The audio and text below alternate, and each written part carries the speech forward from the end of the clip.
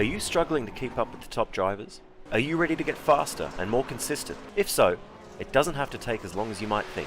With the VRS competitive subscription, you'll have the telemetry, setups, tutorials, and everything you need to analyze your driving and see exactly where you're losing time. Our data packs and the ability to compare your driving with the best in the world will show you where to adjust your inputs, change your driving line, and shave seconds off your lap times. When it comes to your equipment holding you back, the powerful and precise Direct Force Pro wheelbase and precision pedals are being used by some of the best drivers in the world, including Jordan Caruso, Tim Ryan, Jordi Lopez, and Oscar Piastri. It's no secret that VRS hardware is not just the best on the market, it's also the best value for money. So if you're looking to upgrade your wheelbase to direct drive and want highly adjustable, ultra-realistic pedals, VRS is your answer. You can get better, faster, and more consistent in less time and for less money. You owe it to yourself to find out why so many people are switching to VRS. Just go to the URL or the button below and learn why the best use VRS. After months of quarantine, we're all interested in how we can become our best self. The team at Permanent Makeup and Cryo is here to help you get the flawless makeup look every day without the extra effort or time. When it comes to your appearance, you deserve the best care that money can buy.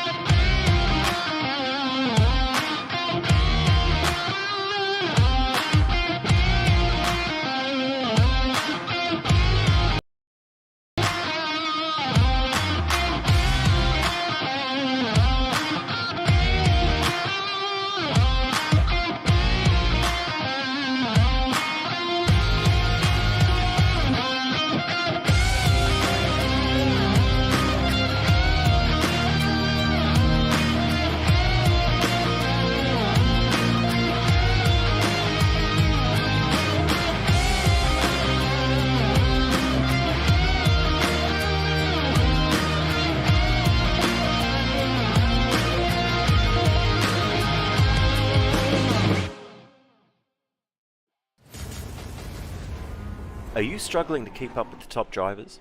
Are you ready to get faster and more consistent? If so, it doesn't have to take as long as you might think. With the VRS competitive subscription, you'll have the telemetry, setups, tutorials, and everything you need to analyze your driving and see exactly where you're losing time. Our data packs and the ability to compare your driving with the best in the world will show you where to adjust your inputs, change your driving line, and shave seconds off your lap times. When it comes to your equipment holding you back, the powerful and precise Direct Force Pro wheelbase and precision pedals are being used by some of the best drivers in the world, including Jordan Caruso, Tim Ryan, Jordi Lopez, and Oscar Piastri. It's no secret that VRS hardware is not just the best on the market, it's also the best value for money. So if you're looking to upgrade your wheelbase to direct drive and want highly adjustable, ultra-realistic pedals, VRS is your answer. You can get better, faster, and more consistent in less time and for less money. You owe it to yourself to find out why so many people are switching to VRS. Just go to the URL or the button below and learn why the best use VRS.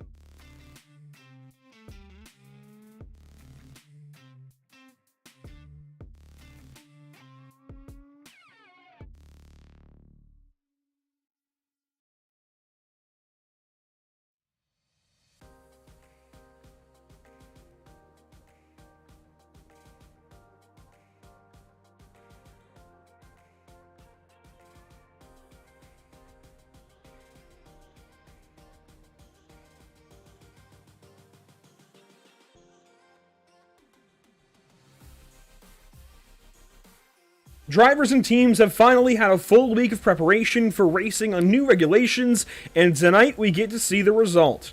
For round 3, NARL's best GT3 drivers tackle a huge challenge at Motorsport, where we'll see high speeds leading to some big spills. Welcome over to Pit Stop TV. I'm Andrew Cardinale IV with JP Costa alongside, and round 3 this season brings us to Bowmanville, Ontario, and Canadian Tire Motorsport Park is, in itself, a bit of an oddity, JP, meaning we're really in for a treat with all of the difficulties these drivers will face, whether it's turn 1, Moss Corner, or the S's at the end of the lap. This place is tough. Yeah, absolutely, Andrew. Last week we got treated to obviously the new build of the GT3 cars, and we saw a bunch of drivers struggling. You know, the Pro and Pro-Ms were struggling a bit more than the amateur drivers. And, well, we come to a much trickier track, in my opinion, so this should be a very good race to follow, Andrew. And obviously this could not decide, but this could shape up very good things for the championship, obviously, as we enter the final round of 2022. Here you see the virtual Canadian Tire Motorsport Park, and we're so glad to be joining you this evening on this fine Thursday evening, 8:42 on the East Coast, 5:42 on the West Coast. Let's take a look at our track map this evening in the virtual Bowmanville, Ontario, and we'll be talking a lot about each of these corners. I feel like the three that might stick out the most, JP, are going to be Clayton Corner at turns 2 and 2A, Quebec Corner at turn 3, and Moss Corner for turns 5A, 5B, and 5C. Oh, absolutely, Andrew. I feel like those corners are by far the trickiest corners we have on this track. But obviously, you know, the new tires, the new GT model, we might have, you know, some difficulties there. But obviously, as we always look on Canadian Tire, after the Modern Ready straightaway, the S's and White's corner, I feel like that's the trouble spot when we come to the final laps and we have people fighting for position. Well, yeah, fun story about that. Earlier today, just making laps, you're getting used to the track again. I flipped an IndyCar there in my own practice. So, yeah, it's definitely a tricky piece of racetrack there in 8, 9, and 10. We'll have to watch out for some big moves into White's Corner towards the end of these races. The fastest GT3 lap time ever in official racing on iRacing.com in the GT3 category is set by Alex Uringa in a Porsche 911 GT3R. We are actually still surprisingly close to it. 1:14.8 so far is the fastest lap time for our amateurs on track currently, and that is Milan Harris leading the way in practice. Let's talk about our standings coming in for the amateur class, and Milan Harris, boy, I don't see him at all in this top 20, so he's got some work to do this evening, but Blake Scott, 2 wins in a row, leads things by 5 over Aubrey Kundal. Karim Hussein is there in the 3rd spot. Matthew O'Leary only 9 points back, and then things really start to stretch out a little bit. In fact, 34 points all the way back to Sonny Brown in 10th. Even Sully sat in 11th, 34 points back. Then obviously you can see that on the second row, Andrew, only 12 points separate the 11th to 20th position. So it's an extremely close championship. We know from NARL that every single round counts a lot towards this obviously points tally. Obviously we only have 8 rounds, so you know, drivers like Blake Scott and Aubrey Kundal, Kareem Hussein, they're only 8 points within each other. If they have a bad round today, Andrew, that could really switch, that could really change a lot of the championship pictures. So they have to be, you know, on top of their game, and obviously the rest of the grid as well. If they want a shot at that championship, they have to start, you know, giving in the results and finishing, you know, on the top step of the podium if they do want to catch Blake Scott. And here's a fun statistic so far in practice. The only top 5 driver in the points that is in the top 5 in practice is Bradley Elvis. 5th in the standings, 5th on the practice charts currently. The next closest is Aubrey Kundal in 7th currently in practice. Blake Scott sits 10th. Karim Hussein sits 12th. And going on further, looking for, let's see, Matthew O'Leary is in 14th. So we are spread out at the top. And we've got some interesting names at the top of practice. I can't wait to see how they qualify here in a couple of moments. But how about this schedule for this season? Elkhart Lake over at Road America for round number 1 on December 1st. It was VIR last week, CTMP or Mosport tonight. And then, JP, to open the new year, we're going down to Yearland and getting some international flavor with Brazil over Interlagos, and then Japan for Suzuka. We have Spa there at round 6, and even Brands Hatch at the penultimate round in England before we wrap things up at Daytona. Absolutely amazing schedule, isn't it, Andrew? We're only missing 2 continents, Oceania and obviously Africa in this one, which is amazing. And obviously, you know, starting off the new year in Brazil, in Interlagos, I don't think you can ask for anything better. Obviously, I'm a bit biased, but still a fantastic course. Then obviously Suzuka, Spa, Brands Hatch, and Daytona.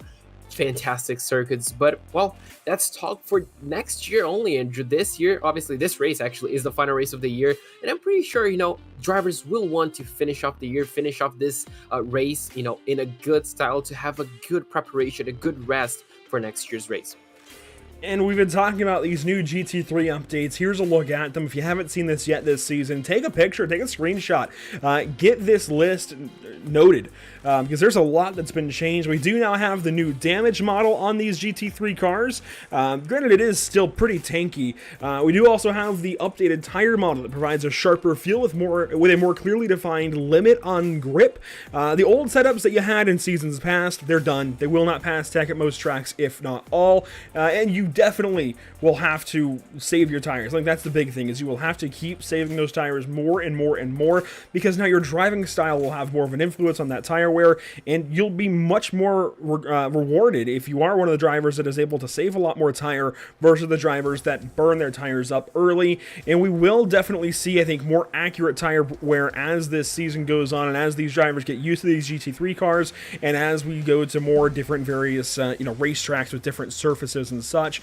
We've also seen a complete BOP overhaul. We've seen revised brake pad options, and for when these guys go to Nürburgring, not this season, but maybe sometime down the road, there is a new Nordschleife specific rules package as well. So that's very interesting for these guys to take note. When you go to the Nürburgring Nordschleife, you do have a completely unique rule set that is true to real life, so you can go there and have a more authentic experience. And of course, tire changes now happen simultaneously with fuel, so that is a big change as well that is changing things up this season. Enough about the GT3 changes. 7.5 minutes remain in qualifying, as qualifying opened up just a couple of minutes ago. How about Aubrey Kundal, second place in the standings, one of the first on the racetrack? Yeah, obviously only 5 points behind Blake Scott. Andrew Aubrey definitely, wants to start off this race on pole. I think the 653 was on pole in round number 1, if I'm not mistaken. Yes. And I think it was third last week. So it's still a very good qualifying record. You can see there William Valdez. Meanwhile, Milan Harris, who you mentioned was leading practice, goes fastest with 115.4 and currently holds. You can see Aubrey Kundal just went second fastest, just half a tenth behind. And meanwhile, Blake Scott he finished. He's in 4th place. So a lot of the top 10 in the championship, Andrew, are in the top 10 of qualifying so far. And a lot of them are in Lamborghinis, and even a few Audis out there as well. Here's Stephen Finch in an Audi, one of the newer drivers to the series. Logan Boone in a Ferrari, the lone Ferrari we've seen pretty much this season. Currently 10th on the charts, but he was, I think, 2nd in practice. So Logan might have a little more speed than he's showing currently in qualifying. Milan Harris, the fastest of the bunch so far, but we'll take a look through more of the field as Matt Scherf is back on the pit lane in car 43. He is 11th currently and leaving for a new lap. Karim Hussein in a BMW this week. That's different. I believe it was an Audi for him last time out at VIR. How about Kyle Petit, though? Also a Lamborghini. Brent Kingcott goes 10th quick. That's a BMW. So we are seeing a little bit more variation this week, JEP. That might continue and I think expand as weeks go by. Yeah, exactly. You mentioned, the drivers had 1 week to prepare essentially for this track, to get used to the new GT3s, and maybe drivers have found themselves to be more comfortable in different cars. You can see there Stevenson went fastest, 115.2. That is a really quick lap in a Lamborghini. So looks like the Lamborghini overall on pace seems to be the fastest qualifying car. But obviously, Andrew, it doesn't really matter if you have the pace, if you're just burning off tires and you're risking maybe, your race itself, by not being comfortable with the car. So drivers may be choosing BMW and Ferrari as their personal choice due to being a bit more safer, or, maybe just a little bit better on tires and fuel. Brian Long in a Ferrari, did not expect to see that. Here's Chad Dick in a Lamborghini. Mike Braun back in a Ferrari. That's interesting for Mike Braun. Sonny Brown opting for a Ferrari. I think we're going to see a much more diverse mid-pack in both races, really. The pro race and the amateur race this evening. Brent Kingcott in a BMW. Here's Logan Boone in his Ferrari. William Valdez, as we saw, in an Audi. Matt Scherf in an Audi. We've got, J.R. Gregory in a Porsche, as Brent Kingcott just went to P5 in qualifying. Mark Scott, by the way, is up to 3rd, and he's about to finish up another lap. Nice lap right there from Mark. Let's see if he can improve on this one. Currently seen a 115.4. He does a 115.9 essentially on this one. It does not improve, but still, that is a really quick lap, Andrew. 3rd fastest.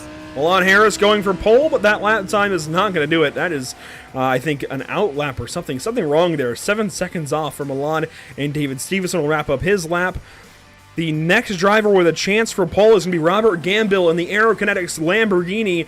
The start-finish line this time, does he have something for it? He needs to gain a half second. The answer was no. He will go no faster. Sonny Brown then, the next car with an opportunity, and he is in a Ferrari this evening, so a step away from his all-white Porsche as Joshua Lyon goes 11th quick. How about that surprise showing out of the BMW? Yeah, it looks like the BMW is a bit stronger around here, Andrew, than it was last week at VIR. You can see there Delgado, number 3, just finished up his lap half a second. The field is also much closer than it was on VIR, which is obviously exciting for us to watch. It's going to really keep the drivers on their toes. Matthew O'Leary, you can see, just exited Moss Corner. Looks like he's on the back straightaway, the number 18. He is currently 4th place in the championship, Andrew, 0.7 of a second behind pole. Can he improve on his lap? Matthew O'Leary is actually on lap 4, so this is an extra lap for him. But here's Nicholas Sykes in car 42, position 31, as Philip Paterka goes 30th and knocks him down 1 marker. Nicholas just over 1 second and 1/10 off of pole. Bruce Jackson here tonight in the 77 is 39th. Sean Patterson is 41st. And hey, we got a Mercedes out in the field as Sean Patterson wraps up his 3rd and final time. For the start-finish line here for Sean in car 56. Is it any faster? It is. It looks like anyways. No, it does fall a little bit short, so he will not move up the order at all. How about Corey Groves in car 71? That's a BMW. Actually, no, he's on his extra lap times as well, so I don't think there's anybody now that is within their regulation lap times. Actually, Brian Long is. He is on a Ferrari, so maybe he has something here. Hopefully, he definitely wants to have something in the bag on this final lap, Andrew. Currently 5.9 of a second behind the leader. And what I just spotted in the corner of my eye, Andrew, you can confirm, I think we have over 40 cars within 2 seconds of the leaders and well over 20 cars within 1 second. So this is an extremely tight field. Yes, the top 26 cars are within 1 second of each other. Brian Long will go off track there. That will end his qualifying run. But yes, the top 20 are within just 0.7 of one another. You have to go all the way back to Matt Scherf in 27th spot to find a driver that is more than 1 second behind pole. And you could actually say that from 2nd back to 29th, you've got 28 cars within 1 second of each other. I'm sure you could find more metrics throughout the rest of the field, but from 1st down to 44th is only a separation of 1.954 seconds on the speed charts. And even from 1st back to 50th and Mario Miranda, that's only a 3.3 second difference. The field is incredibly tight, and Mario kind of the outlier here, considering he is an extra second off of anybody else in the field. Otherwise, every single gap I see is under 0.3 from the driver, from one driver up to the driver ahead of them. The biggest gap I see in the top 49, let's see, this is Adam Ballard, 43rd to Kerry Corcoran in 42nd. That is a difference of 2.7 of a second. That is the largest gap I see anywhere between 1st and 49th. Yeah, that is insane, Andrew. I think we're going to have a fantastic race today because, I mean, if you have this gap on qualifying, if the drivers can, put this gap on race pace, this is just going to be fantastic. This is just going to be a really, really good race. And obviously, I feel the championship contenders are not up there where they would like to be, and we have some different names out there to make things even more interesting.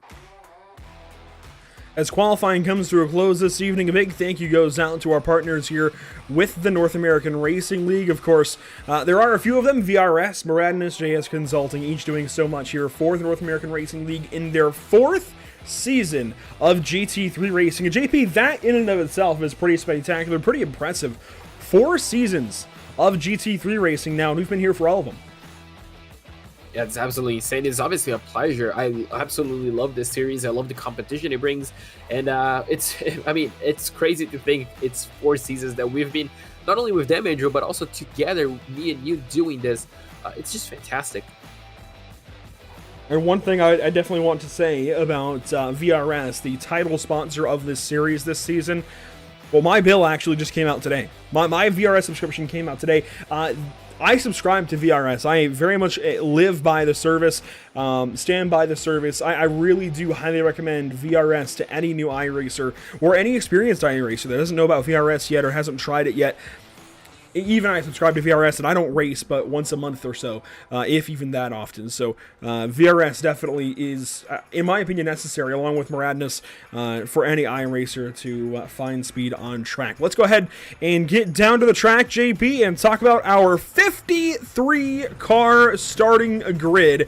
And of course, a lot of iRacers will know after the build recently, you're losing a few frames, and you can see Barney is working at about, probably 15 frames a second, but we'll go with it this evening. On pole, you're going to find David Stevenson. Won last season at VIR, couldn't back it up last week, but on pole here at Canadian Tire Motorsport Park, we'll see how you can do this evening, alongside Milan Harris on the front row. Mark Scott will start from third. How about that? Not only one-upping his son, Blake Scott, but starting third ahead of 50 other cars, including Aubrey Kundle, who starts from fourth. Brent Kingcott grids up from fifth, and point leader Blake Scott will start from sixth. Starting his seventh, it's car 455, John Kroom for Rockefeller Racing, with teammate Kyle Petit to his left side. And all the way back in row 5 this evening, Logan Boone in that red Ferrari alongside Bradley Alvis.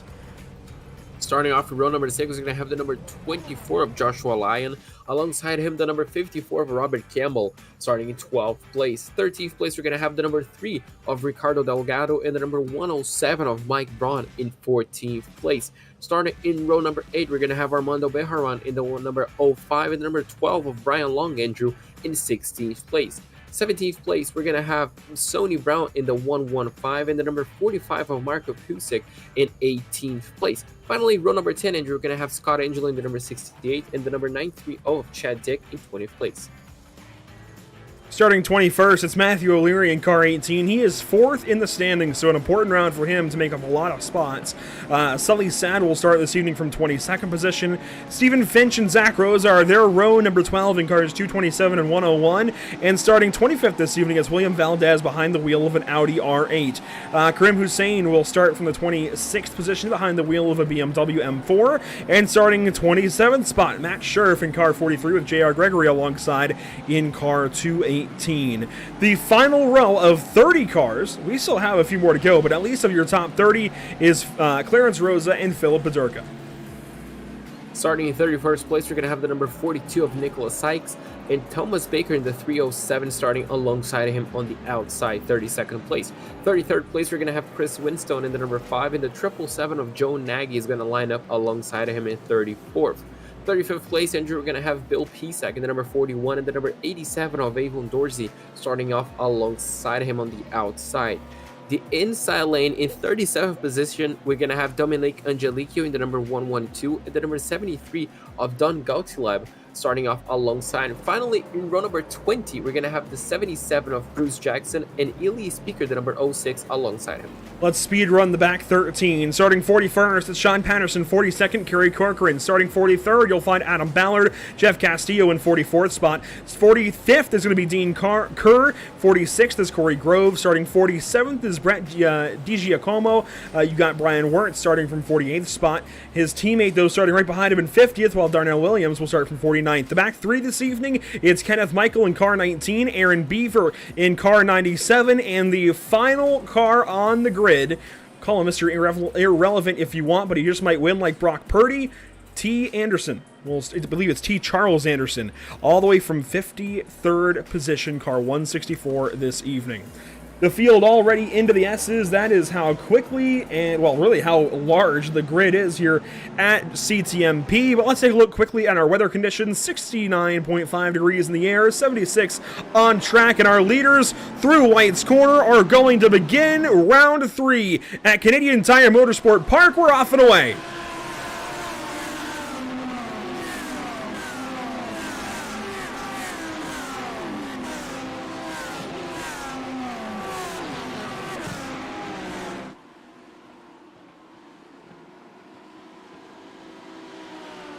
Oh, we've got some contact. One car off. That, I believe, one of the newcomers. Yes, Joshua Lyon out in the grass.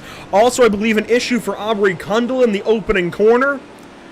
Everybody working through turn 2 at Clayton Corner, and now down the hill at turn 4. and into Moss Corner. A very, very big first lap for some drivers. Yeah, exactly. Very tricky to get the car turned around. Obviously, slow down in some of these conditions, Andrew, but looks like everybody's taking a little bit easy.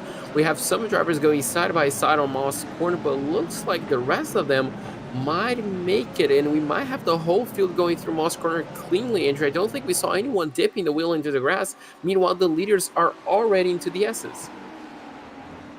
Into and through turn 8, now turn 9 for race leader David Stevenson. And one lap will be complete here at Canadian Tire Motorsport Park, just like that. And Joshua Lyon, dead last of the 51 that actually took the green flag. Aubrey Kundle joining him in the pit lane. JP, let's take a look back and see what happened to Aubrey on lap 1. Well, that is big, Andrew. The championship runner-up so far, obviously second place Aubrey Kundle, to be in the pit lane after lap number 1, it has to be something big. Taking a look at the replay to see exactly, you can follow that 653 Lamborghini. Looks like through turn 1 it was clean, Andrew, so I wonder if it was in the first sector. And well, it looks like it wasn't even on the first sector, it was turn number 1, and wow. I wonder if there was some suspension damage. I can't imagine why Aubrey would have parked it otherwise. And yeah, Aubrey will continue from that point. But the car definitely not driving correctly. And I think at that point it was just better for Aubrey to park it in tow than be in the way on this opening lap. But that's gotta hurt, Andrew. Just push it a tiny bit too much from the first corner even, and that's your race done. That's gonna be unfortunate because obviously he's gonna be looking, I mean, throughout the race at that small mistake. You know, we're going to take a look at exactly what happened to the number 24 of Joshua. And we saw him going a little bit wide, Andrew, in turns number 2 and obviously heading into the wall. So you can see there through turn 1, it's clean. He avoids the Lamborghini, but then just pushes, I think, a bit too much. Oh, no. He ran straight in the back of somebody. He had all the time in the world, I got to be honest, and run straight in the back of John Kroom, who made contact there with Aubrey Kundle. Very, very odd in turn 2 to have that kind of contact. That was happening for a long time before that contact was made, so I really feel for the incidents there for John Kroom. Hopefully there was no major damage made to the right rear or left rear of that car, wherever he hit. And yeah, left rear damage, not much for John, so thankfully I think he gets away decently okay. I think is more concerned about the right front contact that he made with Aubrey Kundle as Aubrey was crashing there at a turn number 1. But again, that I hate to be so critical of somebody in their first start of the season, but there was all the time in the world to miss him. Yeah, absolutely. And how lucky was it for Kroom to not be spun around by that contact? It was right on the rear quarter panel. Normally you get spun around like that, but Josh was the one that ended up, so quite lucky for him. But after, well, once we come back to live picture, then you can see the number 69 of Milan Harris trying to close in on Stevenson. And this is where we approach, I think, one of the trickiest parts of this course, which is where can you risk overtaking, especially this early on in the race? There aren't many places, and Stevenson's going purple, so I don't think that opportunity is going to be there for a while for Milan Harris as he trails by about a half second and more now going through Clayton Corner this lap. Just not the season Milan is used to having. Been one of the front runners the last couple of seasons here with Rockefeller Racing in the North American Racing League, but as of late here in season number 4, boy, has it been a struggle for that number 69 car. And behind, I got to mention, while a top 5 is no bad run at all for Blake Scott, this is a little bit odd. We haven't seen him south of 2nd at all yet this season. He is currently 5th behind Brent Kingcott and Mark Scott. So a bit of an off day as well for our point leader currently at this point in the race. A little further back, some battles. Philip Badurka, Matt Scherf as they work into turn 4. And now Clarence Rose are going to have an opportunity on Matt Scherf, it looks like, into the 5th corner. Let's see if we can get a good exit right here. You can see that number 43 out in that beautiful purple, black, and green livery, I like to say. And it looks like everybody is within the same distance as one another, Andrew. But I'm loving the difference in cars. We have Audis, Lamborghinis, Ferraris, and BMWs essentially fighting for the same piece of tarmac. And obviously, you can throw in a Porsche and a Mercedes around there in the midfield as well, which is really good to see. Meanwhile, Milan just went a bit quicker. And you can see this battle right here emerging. 1 Audi and 2 Ferraris. And after race number 1 and 2, I didn't think we were going to be saying something like that. Actually, I changed it. 1 Audi and 3 Ferraris chasing him. Yeah, how about some props to Milan Harris that lap? Just went purple, but look at this battle. This is Sonny Brown taking a look at Armando Bejeron, and he had a look to the inside that time in Clayton Corner. Now having to sit back a little bit as the battle is for 13th. Worth mentioning as well, Blake Scott just made a pass on Brent Kincott into turn 5, it looks like, for the 4th position. And also want to mention that Joshua Lyon has just passed Mario Miranda, who has parked it and is done for the day. Interesting, Andrew. Obviously, Sonny Brown still chasing. Now I wonder, obviously, Blake Scott and Mark Scott being not only family but team members, do you think we might see a little bit of team war just being played around? Mark seems to have a really good pace, but we're going to talk about that later. You can see there's Sonny Brown chasing in, Andrew. It looks like the Ferrari has a bit more straight line speed than the Audi. The Audi's going to go defensive. Can the Ferrari risk it around the outside of the S's? A bit too early, but maybe lining up for the final corner. That was really close for the two of them. Nearly contact again there in turn 9, as it looks like John Groom will have to pit this time. If you recall, JP, he was involved in that lap 1 mayhem with Aubrey Kundal and Joshua Lyon, and now John forced to pit very early in this race. This is not at all what he wanted, but he will come in for service. I think he might just take that fast repair, and you're trying to get the car essentially fixed. And yeah, you can see right there, that was quite a bit of damage to the opposite sides of the car, and I think he's going to try to refuel, maybe just try to take those 7 minutes of fuel and maybe try to stretch it out to the end. Could be a good strategy, but obviously only time will tell for the number 455. Rockefeller Racing 455 back on track now in position 43, as Brian Wirtz and Mario Miranda are both off track. I wonder what happened with those guys.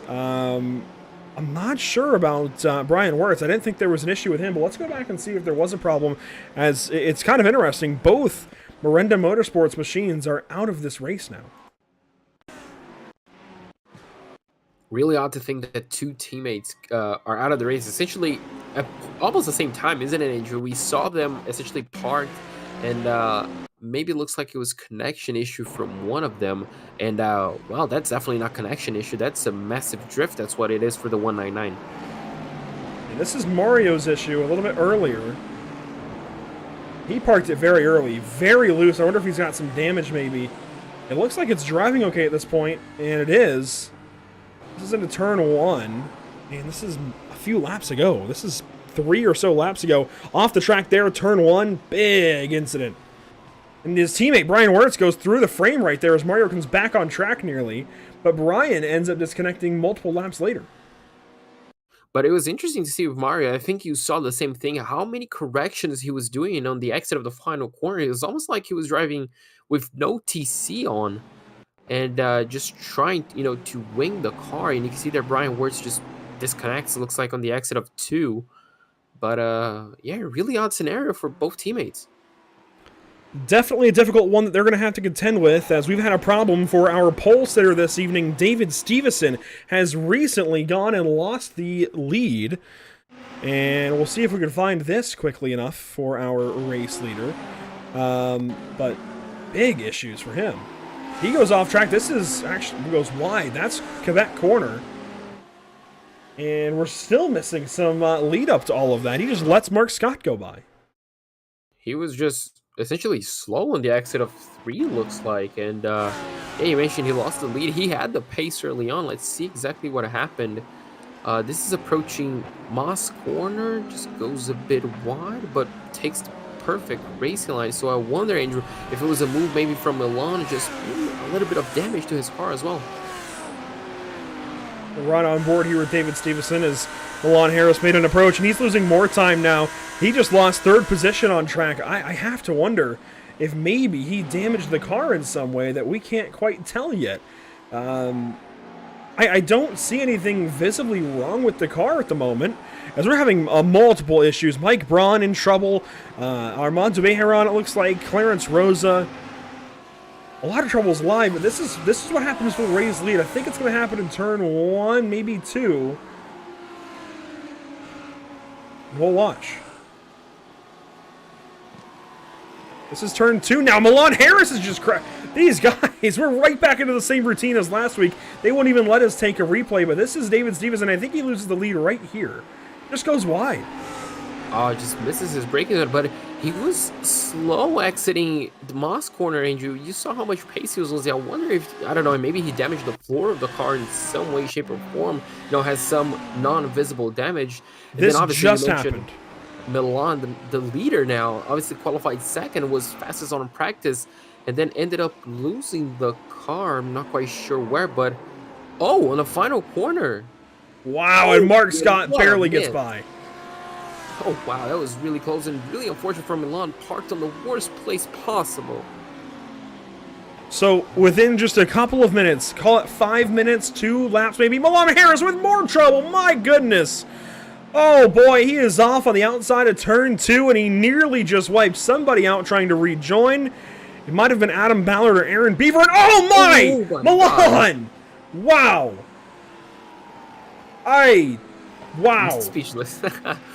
that has to be the closest call I think we saw live, Andrew, in 4 seasons of NARL. I genuinely thought it was going to be a huge wreck.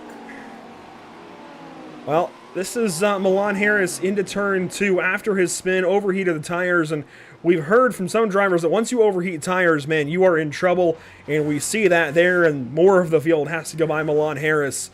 He had an opening at first, got back going, and then issues here. And this is where he gets back going the first time, and my goodness, that's what I saw at first. That was already close. And then he's going to come back on track here in a moment. This is really crazy. Right in front of that Lamborghini, and then this Ferrari really had to get on the binders. That was, wow. Oh, that was certainly close, Andrew. Now we're just going to have to keep an eye because, yeah, you mentioned last week we had an interview. I don't recall who, but, we got an insight that, as you mentioned, once they overheat tires. Yeah, I think it was. You have to come in and change. There's no way to go around it. Adam Ballard looks like he's on the pits right now, and looks like he's outside the top 40.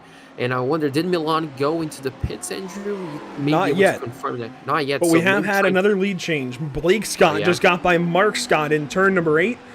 Oh, they are definitely making us, putting us on our toes this evening, keeping us on our toes for sure, as David Stevenson now in 3rd position over Brent Kingcott and Logan Boone. So a Ferrari into the top 5, a very diverse top 10 is upon us, and actually, I shouldn't say very diverse, it's just mostly Lamborghinis and Ferraris, so a very Italian top 10, really.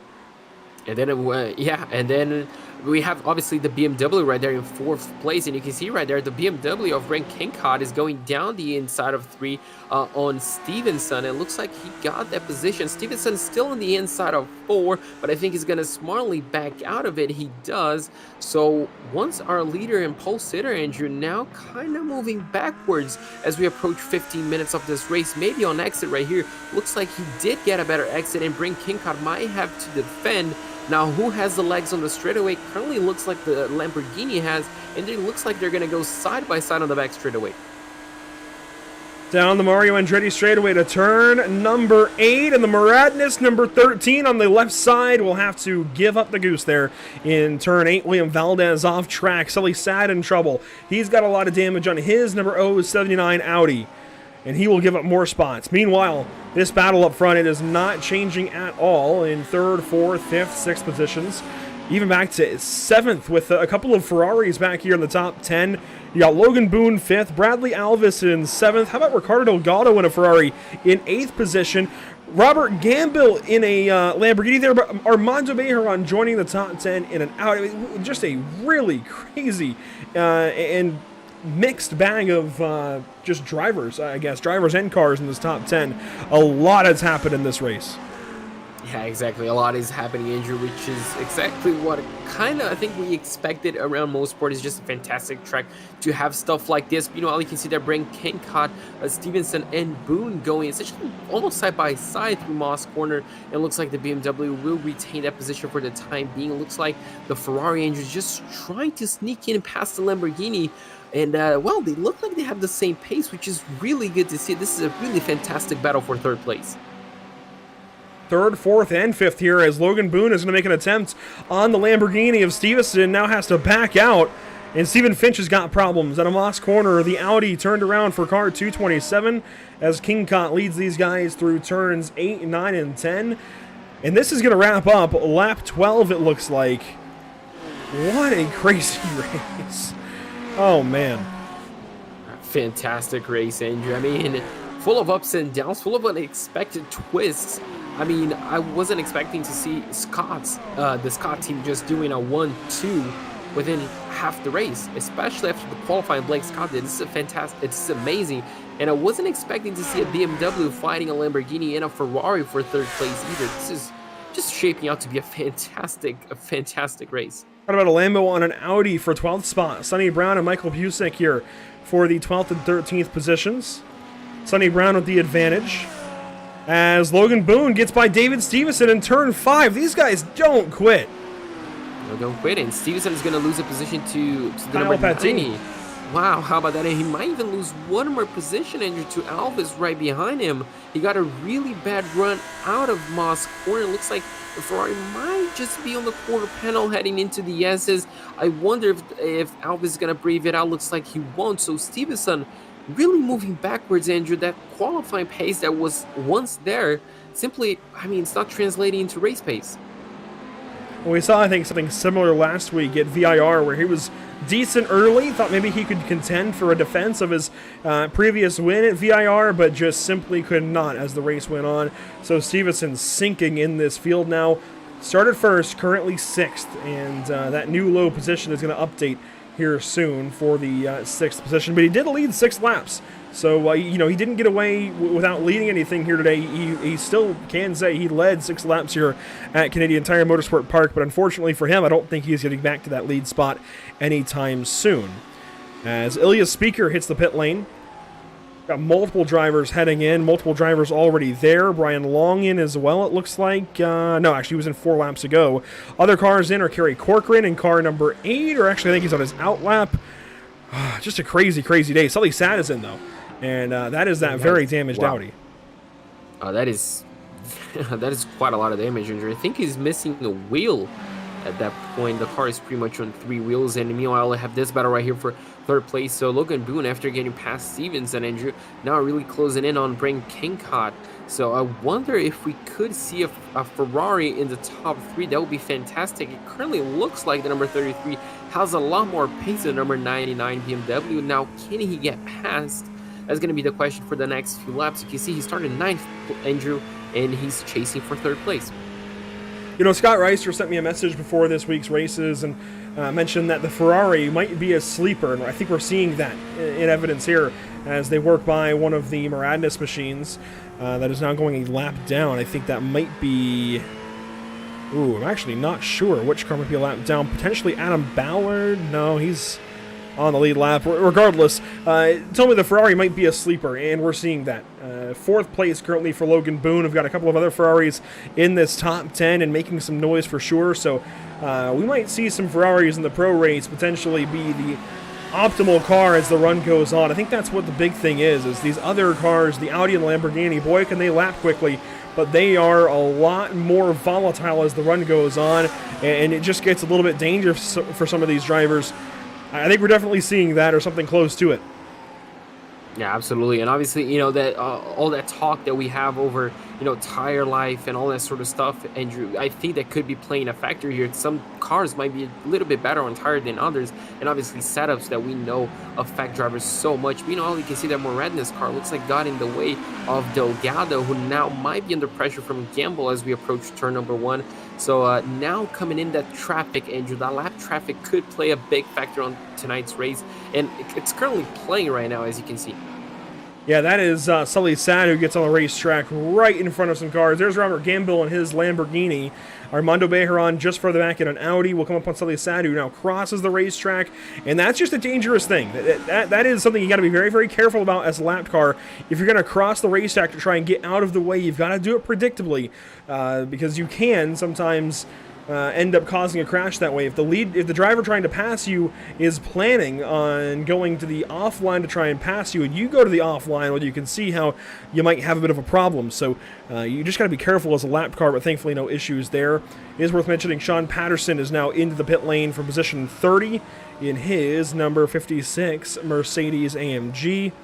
So the rain is starting to calm down just a little bit, as there are still battles everywhere, including this one. Armando Bejaran, Scott Angelo, and Sonny Brown. A couple of Ferraris actually battling here for 11th. Really good battle right here as we approach the final corner. Looks like we almost saw that essentially last lap move that we're so used to seeing, but obviously still 20 minutes to go and you don't need to be that aggressive. But you know, this race is just evolving. You know, we can see drivers going up and down, the pace really shifting from car to car, driver to driver. This is really good. As you can see now, the number 45 of Michael Cusick coming into the pits. And just so I think, the pit window is definitely open. Now the question is, when will people pit as we have tires? I think the first time we see tires today, and this could be a good gamble. First time we've seen tires for the amateur race from a driver that I would consider to be one of the lead drivers here in Karim Hussein. We've not seen this from Karim, and this is, wow. As one driver takes to the pit lane as well, one of the Audis from Aradnis. But we'll have to see how Karim does in his number 702 SimCity racing machine. That is, I think, big and definitely worth noting. Yeah, 11.7. I wonder if that's he got the tires finished as soon as the fuel finished as well, or he had to wait a little bit because obviously drivers will be trying to avoid any possible waities on the pit lane. But that was still a very quick stop engine for the BMW. Meanwhile, you can see right here this big gaggle of cars as Stevenson's still trying to catch Alvis up ahead. It's a really good battle for 6th place. That it is, and they passed one stopped car into turn 1. That was interesting to see. You don't usually see stopped cars on the racetrack. I think that might have been William Valdez potentially, or Dan Gottlieb, I'm not sure. But either way, Stevenson continues on. This battle, as you mentioned, for 6th spot, very close. Ricardo Delgado a few tenths back. But this is the closest battle in the top 10. The next closest battle is actually back here for 10th spot with Scott Angelo, Sonny Brown, and Armando Bejaran. And now Robert Gambo loses a spot. So side by side, quickly this battle popped up. Really popped up, and you can see we and might Sonny see Brown, a move down wow. Here. Oh, the Lamborghini gets it slowed down. You saw and that one car spins, another car spins. Gamble goes for a spin. That's the number 43 Audi of Matt Scherf that spun around as well. Oh my goodness. And Scherf, oh, he nearly took somebody with him there as he tried to rejoin the racetrack. He's got to be really careful here the way he rejoins. He needs to try and do it out of 5C, further down the corner. He's trying to do it right on the apex. He's got to reverse some more. This is not going to go well if anybody's coming into the corner. Now a few cars do come into the corner. Here's Aubrey Kundal, who's going to go to the left side, and Kundal will take that 39th position away. Weird to say Aubrey Kundal for 39th, but that's the reality of the situation here. Yeah, that's true. It's really unfortunate and just how quickly the race switched. You can see there Boone now, the number 33, getting into the... And Armando Bejaran looks like had a massive issue. And that looks like out of the final corner injury, he's going to be joining the pit lane. He's going to take a penalty for that. And oh, you can see how undrivable the car is at that point, the number 05. Luckily for him, it happened on that part of the circuit. Boone gets out of the pit lane of 11.98, so a really quick stop for him. He didn't take tires, I don't think. Gamble, you can see there, the number 54, 12.8 second stop. So Angel, looks like tires are still within, you know, the fuel window. So only one car took tires. Make that two, the number 42 Lamborghini as well. Nicholas Sykes up on the jacks, waiting for the go-ahead to leave, but it looks like taking a much longer time in the pits. Whether that was fuel or damage repairs, I'm not sure. 21.4 seconds.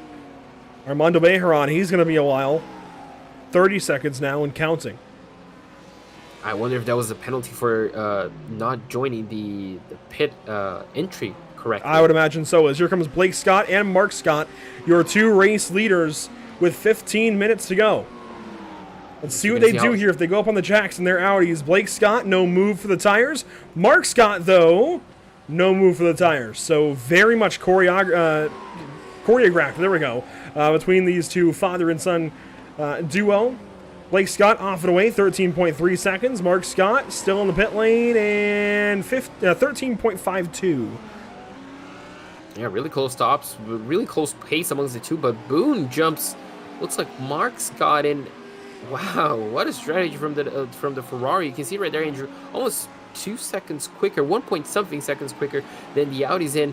If he can get these tires to maybe work a little bit better than the Audis, he might have a shot at getting, the Audi ahead of him. That would be really interesting for this Ferrari driver. That's Blake Scott straight in front of him. So that is very important for Logan Boone to try and take advantage of. This could be a big opportunity for the number 33 Lamborghini, as Thomas Baker has a problem, it looks like, or is into the pit lane, as he is into the pits.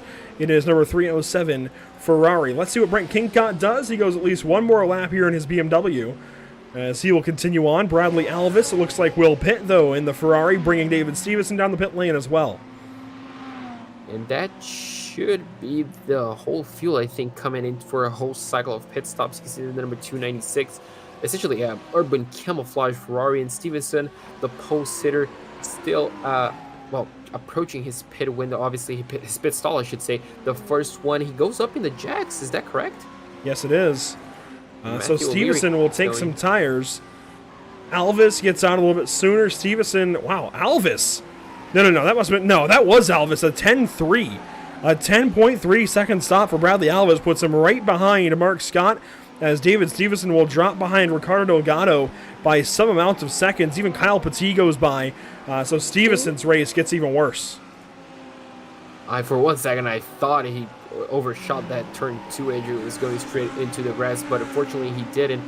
12.42, as you mentioned, it's quite a quick stop. Brent Kincott, he needs to come in this lap, I think. Either way, this BMW, well, this car is just being fuel efficient at this point, Andrew, and if he can underfuel that car, as Matthew O'Leary was second place, I think, on this race before coming into the stops, and unfortunately on Moss Corner has taken it completely wrong. O'Leary has not pitted yet. This likely would have been his in-lap, and O'Leary off the racetrack now drops to 12th behind a lot of cars who have already pitted.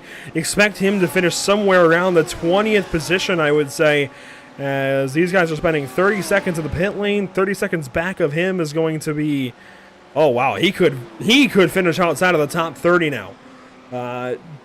Tragedy almost for Matthew O'Leary as Sonny Brown comes into the pit lane.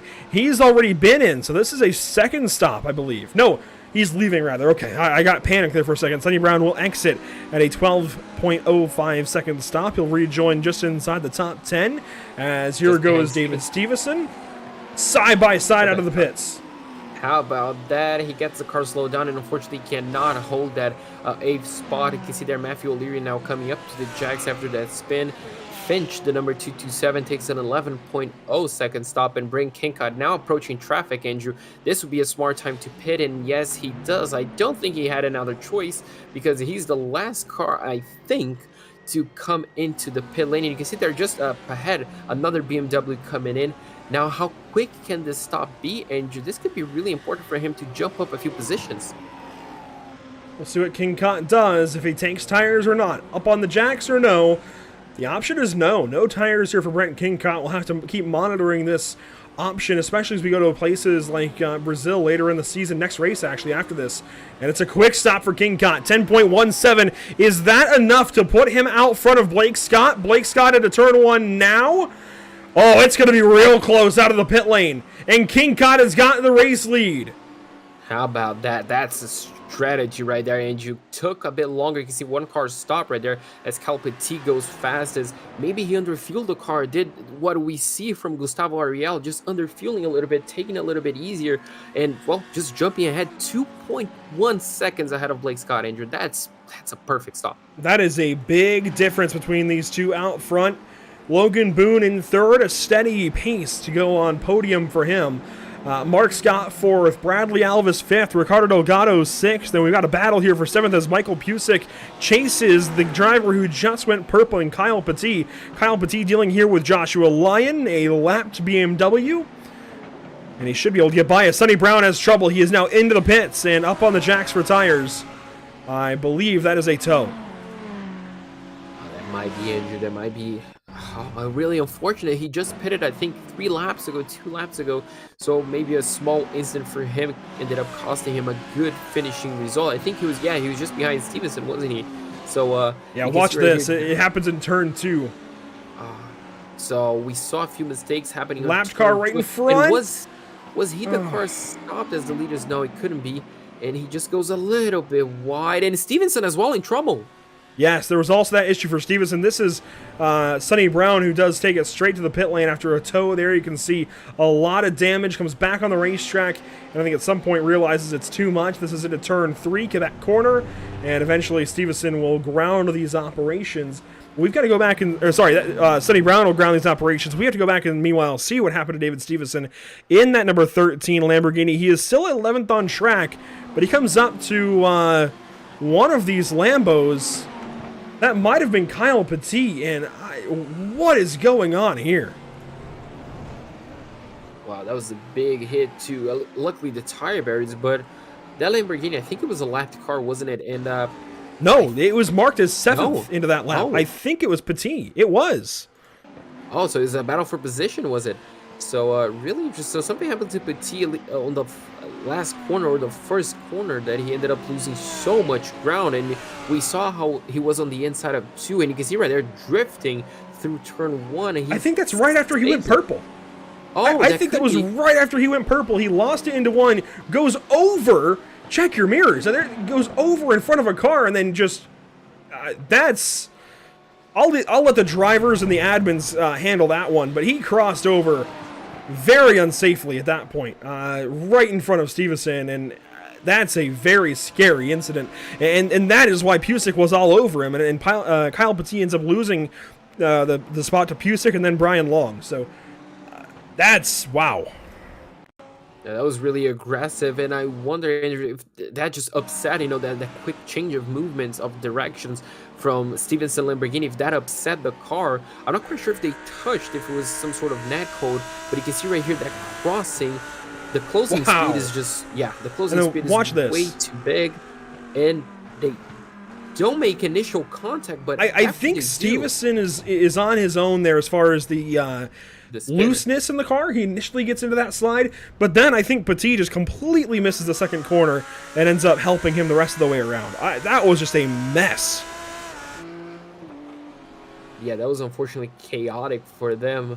But as we rejoin live picture, with 7 minutes and 40, Andrew, Brent Kincott has not only, maintained the lead, but he has extended the gap to 2.5, 2.6 seconds.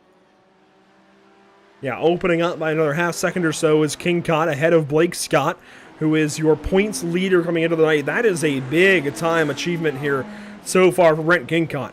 And he has been getting better and better as races and seasons go by here in the North American Racing League tonight, putting on maybe a career performance in that BMW. We've seen 2 straight wins for an Audi, and now, whoa! That was scary. I think we both had the same reaction. I thought that car was coming back on the racing course, but oh, wow. That was a Brett Giacomo, maybe? Or I'm struggling to find which car that was. It's actually going to be right here. Philip Azurka in the number 70. That was, wow. That was very close for the number 70. Currently 40th place. Looks like he just lost control on the Moss corner. And luckily for him, he was able to control the car. Meanwhile, we rejoined this battle of Bradley Alvis chasing Mark Scott for 4th place. So Mark Scott, at one point, Andrew, was leading the race and with quite a healthy gap to his son. But now, unfortunately, it looks like that Audi's just, just falling a bit off pace. Yeah, I think the Audis are starting to struggle as this race goes on, as rubber builds on the racetrack, as the track gets a little bit glossy out there. But the Ferraris, it seems like, are finding decent speed, as Bradley Alvis is 5th, Logan Boone is 3rd.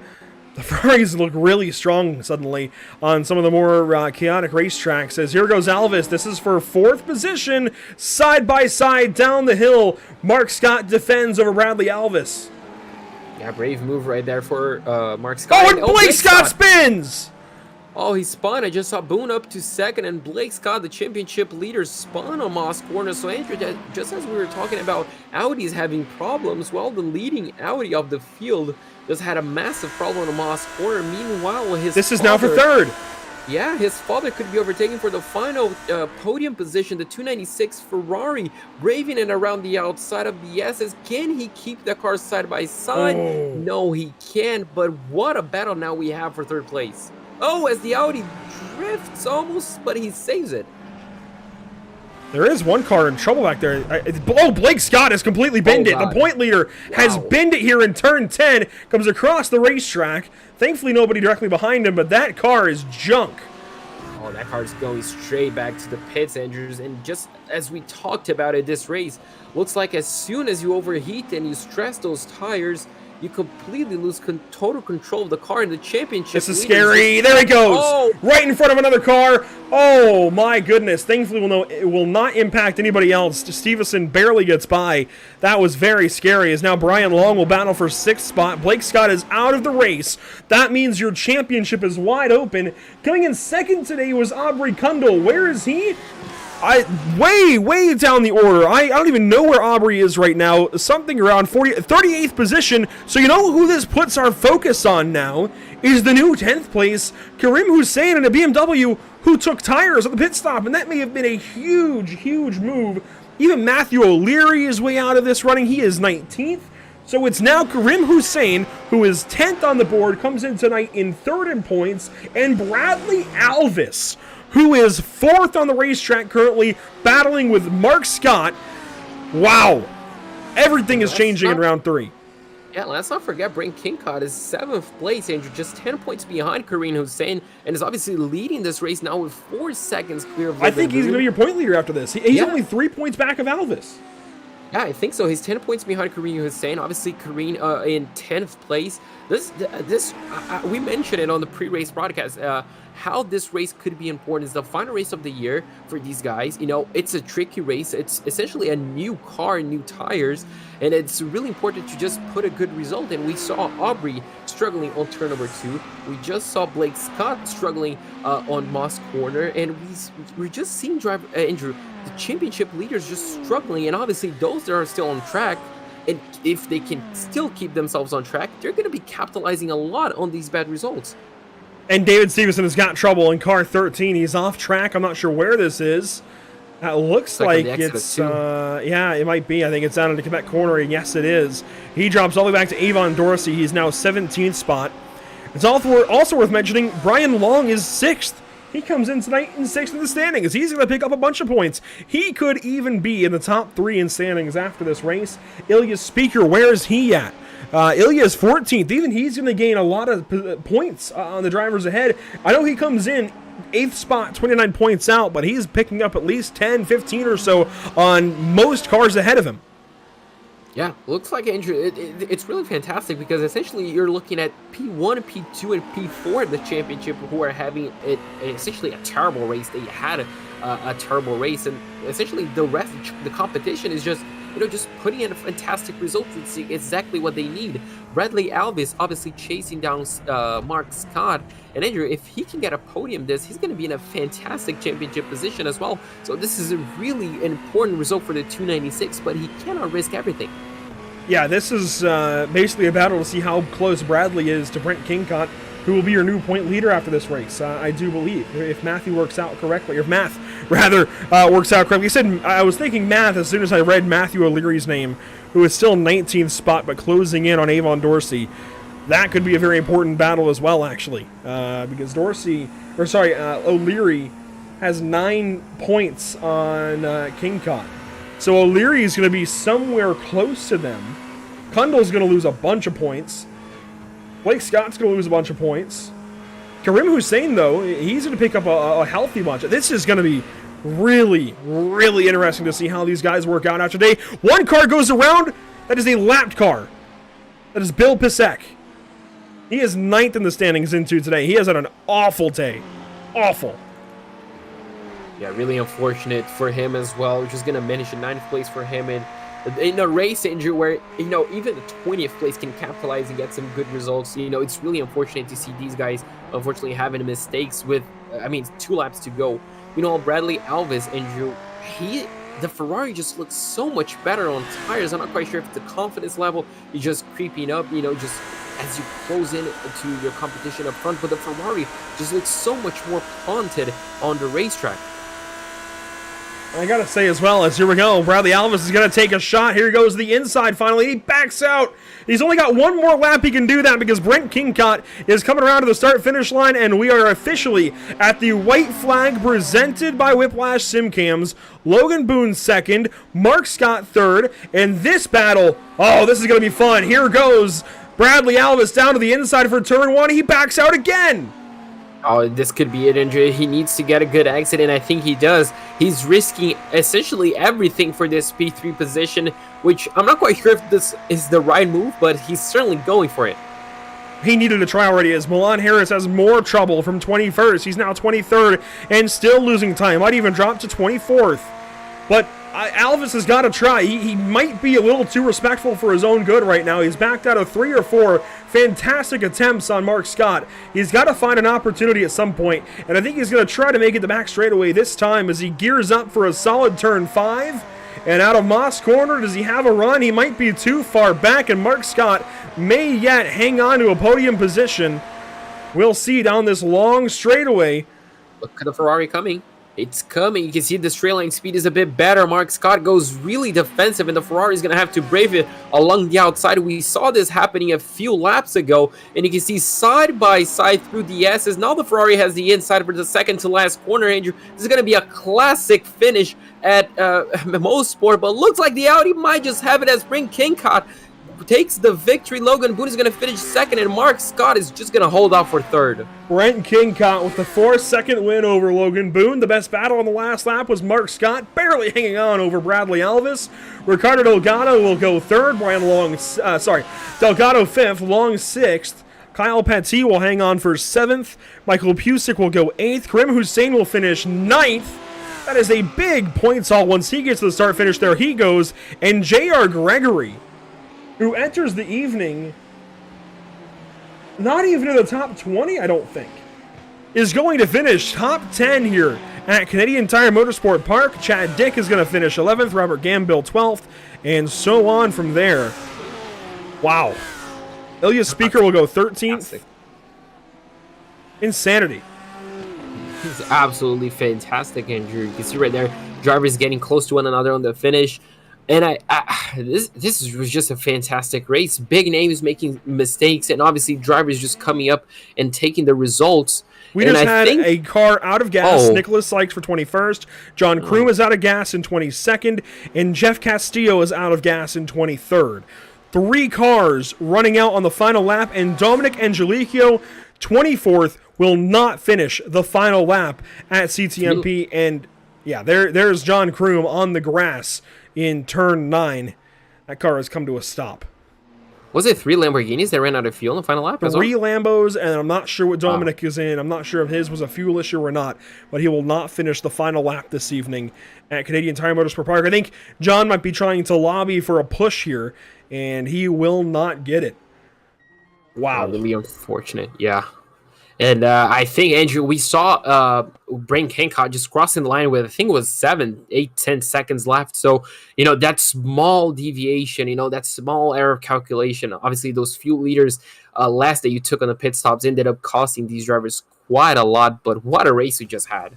Yes, I will say that race went 32 laps. It was initially expected to only go 31 laps. So that's the little bit that we saw. Those extra few seconds that Kingcott was able to make up mattered a bunch. Let's go ahead and look through your unofficial race results. Finishing first, Brent Kingcott in car 99 with 14 laps led. Logan Boone goes second. We'll be talking to each of those drivers here in just a few moments as Mark Scott goes third. Bradley Alvis fourth. Ricardo Delgado fifth. That's your top 5. And what a close battle there with Mark Scott hanging over just barely over Bradley Alvis. Brian Long will finish 6th, Kyle Petit 7th, Michael Pusick there in 8th, Karim Hussein, bunch of points there in 9th, and J.R. Gregory in 10th. Finishing 11th place, we're going to have Chad Dick behind him, I should say, Robert Gambill, then Ilya Speaker, Scott Angelo, and Joe Nagy in 15th place. David Stevenson, our pole sitter, is going to finish in 16th, unfortunately, but ahead of Avon Dorsey, Matthew O'Leary, Kerry Corcoran, and Mike Braun. Finishing 21st, Nicholas Sykes running out of fuel across the line in his Lamborghini. He will finish 21st ahead of John Kroom, who does not finish out of fuel. Dominic Angelicchio is credited with 23rd. Jeff Castillo 24th. Milan Harris ends up 25th tonight. The first car that finished one lap down. The three other cars unfortunately ran out of gas on the final lap and do not complete the final lap. Aaron Beaver goes 26th. Adam Ballard in 27th. And Thomas Baker, Stephen Finch, and Armando Bejaran, your top 30. In 31st place, you're going to have Brett DiGiacomo. Blake Scott, unfortunately, finishing 32nd. A really bad race for him. Aubrey Kondo, while Andrew 1-2 in the standings, and unfortunately 32nd and 33rd for them. Clarence Rosa, 34th place ahead of Joshua Lyon. Then Sean Patterson, Bill Pisak, Dean Kerr, Corey Groves, and Philip Badurka in 40th place. And your back 13 are Chris Winstone, Sonny Brown, Matt Scherf, Darnell Williams, Sully Sad, Dan Gottlieb, William Valdez, Bruce Jackson, then Brian Wirtz and Zachariah Rosar. And then finally, Mario Miranda, Kenneth Michael, and T. Charles Anderson, as Michael and Anderson do not start tonight's race. Let's bring in finally your race winner this evening from Canadian Tire Motorsport Park. And Brent Kincott, what a race. How about that pit strategy, though? Holy crap! Is this real life? This is. Go ahead and pinch yourself if you need to, but I can assure you this is real.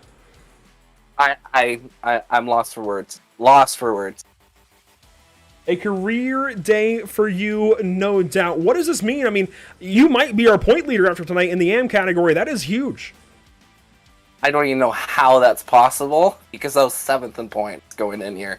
That's how crazy this is, and you're picking up the lion's share for sure. I know Logan Boone gets a bunch of points too, and even Bradley Alvis, but if my math is correct, you're, if not leading out of this race, you'll at least be in the conversation. I guess it depends on how many points Grim Hussein walks out of here with, but Brent, walk us through this race. How did things go from the start when you started 5th and end up 1st? Well, I'll just say that I practiced in the Lambo for the past 3 days. And then 40 minutes before the race started, I'm just like, you know what? Let's try the Beamer. I don't know what it is with this car, but I just gel with it the most. As you did see at the end of the last season, once I got in the Beamer, I was a lot faster. But yeah, started 5th. We got up to 4th, turn 1. And then, yeah, I was just cruising, saving some fuel if I can when I'm behind the guys. And then once we got into traffic, that's when it kind of came to life. About 20 minutes into the race, that's when it really started flying. And then I noticed that Logan's just on me, and I'm just like, okay, I just need to hold this guy back. And then I see everyone starting to pit, and I'm just like, okay, do I pit now, or do I just wait till the end? And then I noticed I had a couple seconds to traffic, that I had like a little bit of leeway, so I don't get slowed down by traffic. So I'm just like, okay, let's just go to the end. And then I short-filled a little bit, and then, yeah, the last 12 minutes, I don't even remember what happened there. But yeah, just took it easy. I just kept it clean. Once I saw that Blake spun out, I was like, okay, I got a 5-second lead that I can play with. Just basically, I backed it off a little bit, at least half a second a lap, just so I can get the car home. And then, yeah, the last 2 corners, I'm just like, I'm trying to pinch myself. I'm like, this is not real life. Well, it is for you, Brent. A big day for sure. I don't know, like I said, I don't know exactly where you're going to work out in the standings, but if not first, you're going to be 2nd or 3rd, buddy. Congratulations this evening. Hopefully we're talking to you on the far side of the new year. You are the final winner in the North American Racing League AM category in 2022, so take that one to bed, have a drink, and hopefully we'll see you at Interlagos. Yeah, and also at my home track here, too. I only live 2 hours away from the track, so it feels good. But yeah, I'm not going to have a beer tonight because I do work tomorrow, but I'll definitely have a beer tomorrow. Well, there you go. Brent Kincott with a home win here in Ontario. Congratulations, Brent. Hopefully we'll see you next time. See you, buddy. Brent Kincott, a big win for him. Let's bring in now Logan Boone, who finishes 2nd. So, Logan, I mean, I think you're the first Ferrari driver that finished on the podium on this whole season 4. And, I mean, your car just came alive throughout the race. Talk us through it. First off, that was a lot of fun, guys. Well, fun fact, the Ferrari is the only car I own, as far as GT3 goes. Yeah, I just kept trying to hit my marks and just trying to get around lap traffic as best I could. So obviously you started ninth and came home in second. Did fuel strategy? Did you feel anything different with the tires as the race fueled on, or was it all according to practice? And were you just prepared for your strategy? Well, I had a strategy going into it, and thought I underfueled on my pit stop. So I saved for a couple laps, and I was like, okay, I'm good now. And I had actually been practicing taking 2 front tires because I was just roasting them in practice. But in the race, I decided to just go with 1 set of tires, and worked out all right. This being obviously the final race of 2022, the second place finish must mean a lot to you. And does it actually motivate you to maybe practice a little bit harder, trying to extract a bit more of the car as you head into Interlagos next year? Yeah, I mean, definitely getting a good result. I've had a couple good results the last 2 weeks. Will definitely give me some motivation to practice. Had some great battles out there, and looking forward to having some more great ones next year. Well, absolutely, Logan. I mean, fantastic and well done on your result here today. Hopefully, we can talk to you in Interlagos in a couple of weeks' time, and obviously next year. So, I mean, well done on your result. Thanks, guys. Hope to talk to you next year, too. Have a good one. Oh, absolutely. So, Andrew, that was the number 33 Ferrari. I mean, fantastic result for him, and quite impressive to know that he only owns a Ferrari and was able to deliver such a great result. And for those of you who may be tuning out after the AM race, I do want to invite you to tune in to some of our upcoming broadcasts here on Pitstop TV. Next up, Monday evening, December 19th, it is Pain Built Legends at Irwindale Speedway on the inner course there. Only a 3rd mile track. So from some of your 3, 4, 5 mile road courses we go to at the North American Racing League to a 3rd mile with teeny tiny little legend cars. That's going to be a lot of fun. And then on Wednesday, you might recognize that one, the Outlaw Sim Series at Richmond Raceway. Well, that's because we've had to postpone that race. You might have seen that on our social media channels, which are now listed for you below on the screen. Unfortunately, one driver didn't have power. The rest of the final 4 decided, yep, let's go ahead and postpone, make sure we can get Max in the race next week. So we've pushed that back at least 1 week. That may get pushed back further as we get into the holiday season. But then, at least tentatively, this is a very tentative one, but tentatively, on December 26th, we plan to have Pain Built Legends action from Atlanta Motor Speedway from the iRacing.com Advanced Legends Series. So that all aside, what a great race for our amateur race this evening. We have got pro action on the way.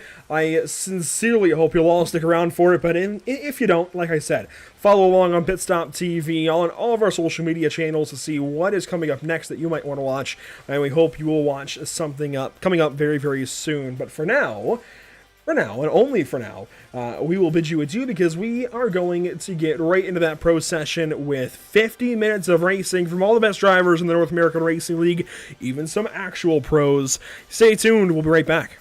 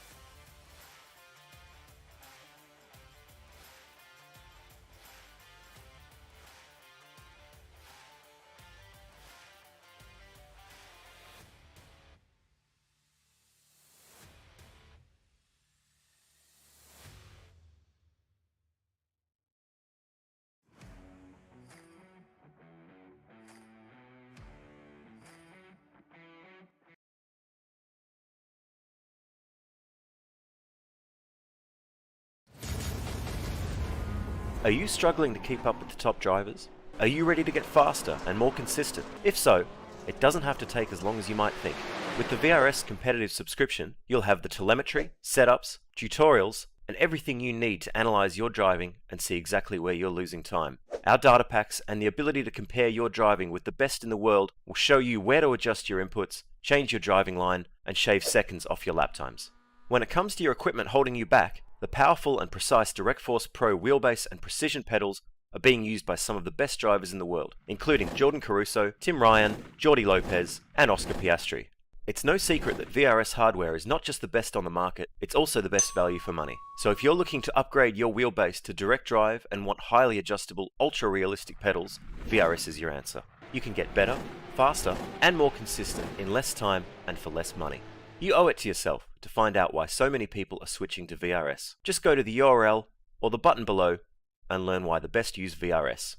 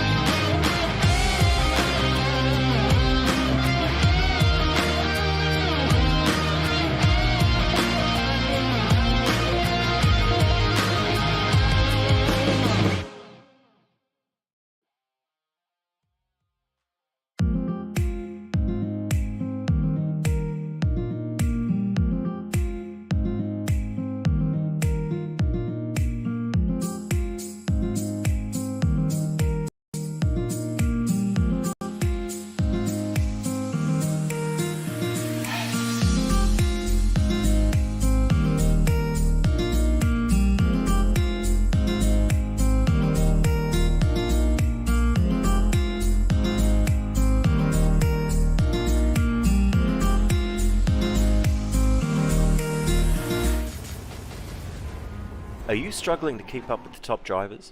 Are you ready to get faster and more consistent? If so, it doesn't have to take as long as you might think. With the VRS competitive subscription, you'll have the telemetry, setups, tutorials, and everything you need to analyze your driving and see exactly where you're losing time. Our data packs and the ability to compare your driving with the best in the world will show you where to adjust your inputs, change your driving line, and shave seconds off your lap times. When it comes to your equipment holding you back, the powerful and precise Direct Force Pro wheelbase and precision pedals are being used by some of the best drivers in the world, including Jordan Caruso, Tim Ryan, Jordi Lopez, and Oscar Piastri. It's no secret that VRS hardware is not just the best on the market, it's also the best value for money. So if you're looking to upgrade your wheelbase to direct drive and want highly adjustable, ultra-realistic pedals, VRS is your answer. You can get better, faster, and more consistent in less time and for less money. You owe it to yourself to find out why so many people are switching to VRS. Just go to the URL or the button below and learn why the best use VRS.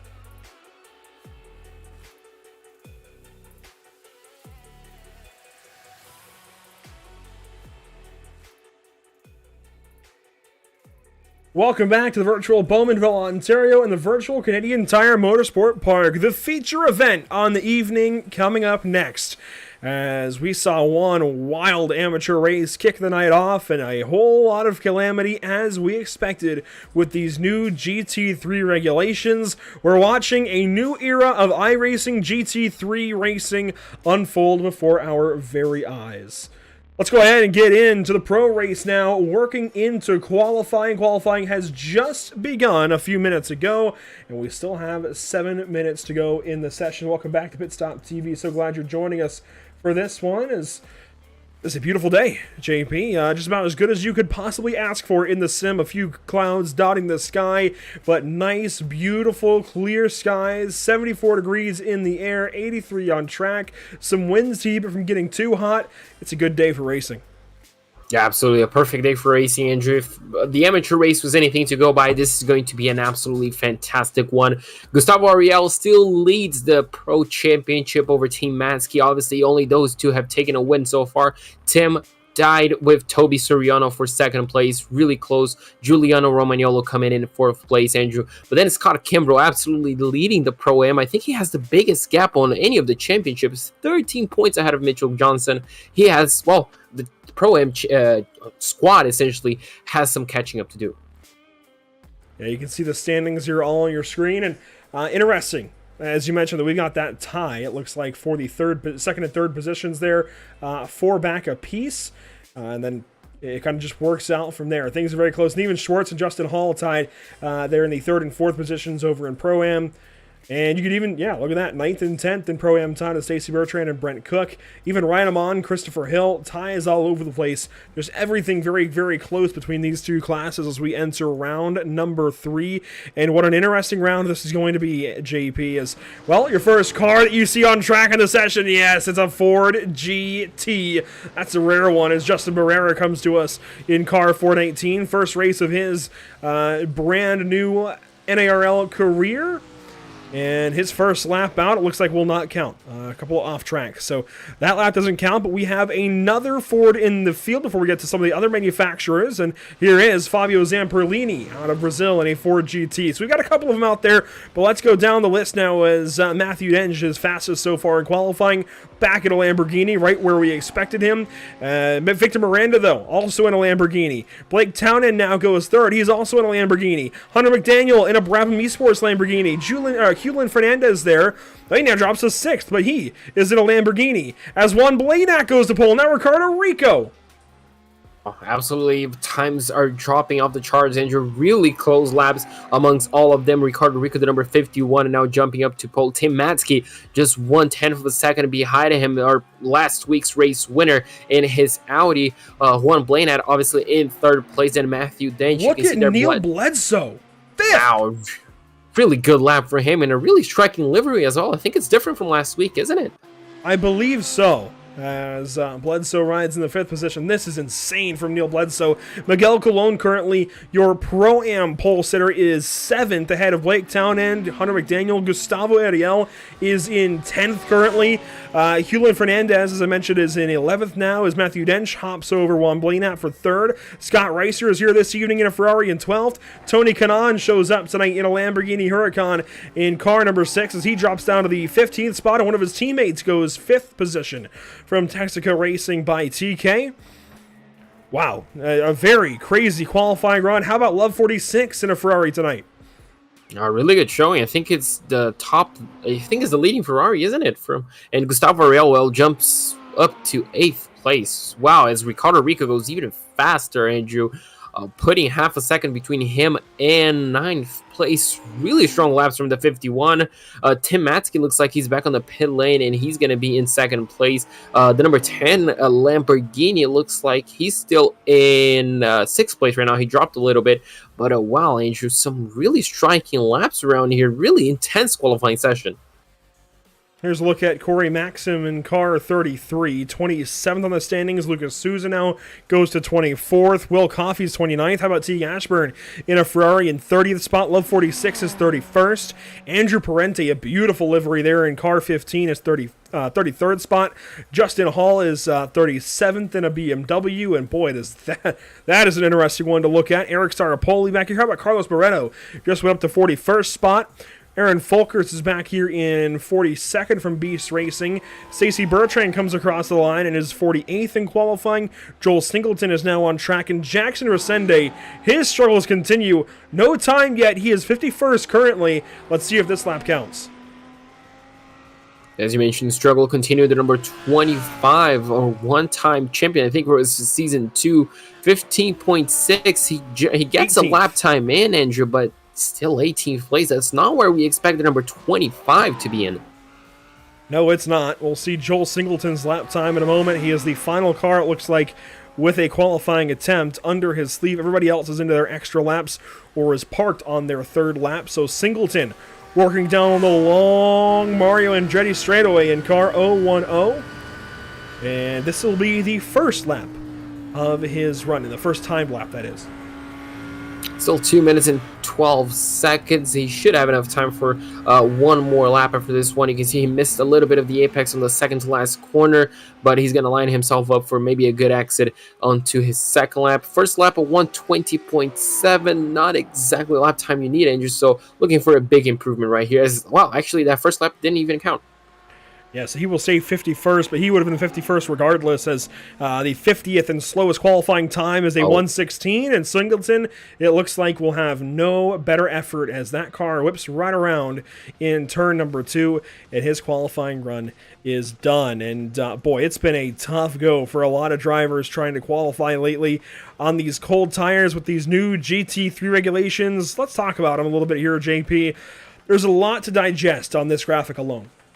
Yeah, absolutely. Obviously, the bulletin that we talked about, even on the first week, Andrew, obviously the brand new damage model, not brand new for the GT3 damage model has been activated. We have the new tire model that not only provides sharper fuel for the car, but obviously a new defined limit that I think a lot of drivers are finding it on these new cars. Obviously, old setups that have been around maybe for a few weeks previous to the races have not passed and will not pass any tag. And obviously, tires as well, as they degrade faster, they will only last maybe a little bit of one stint of fuel, or maybe even less. Obviously, driving style as well will affect, as well as more points related to tire wear.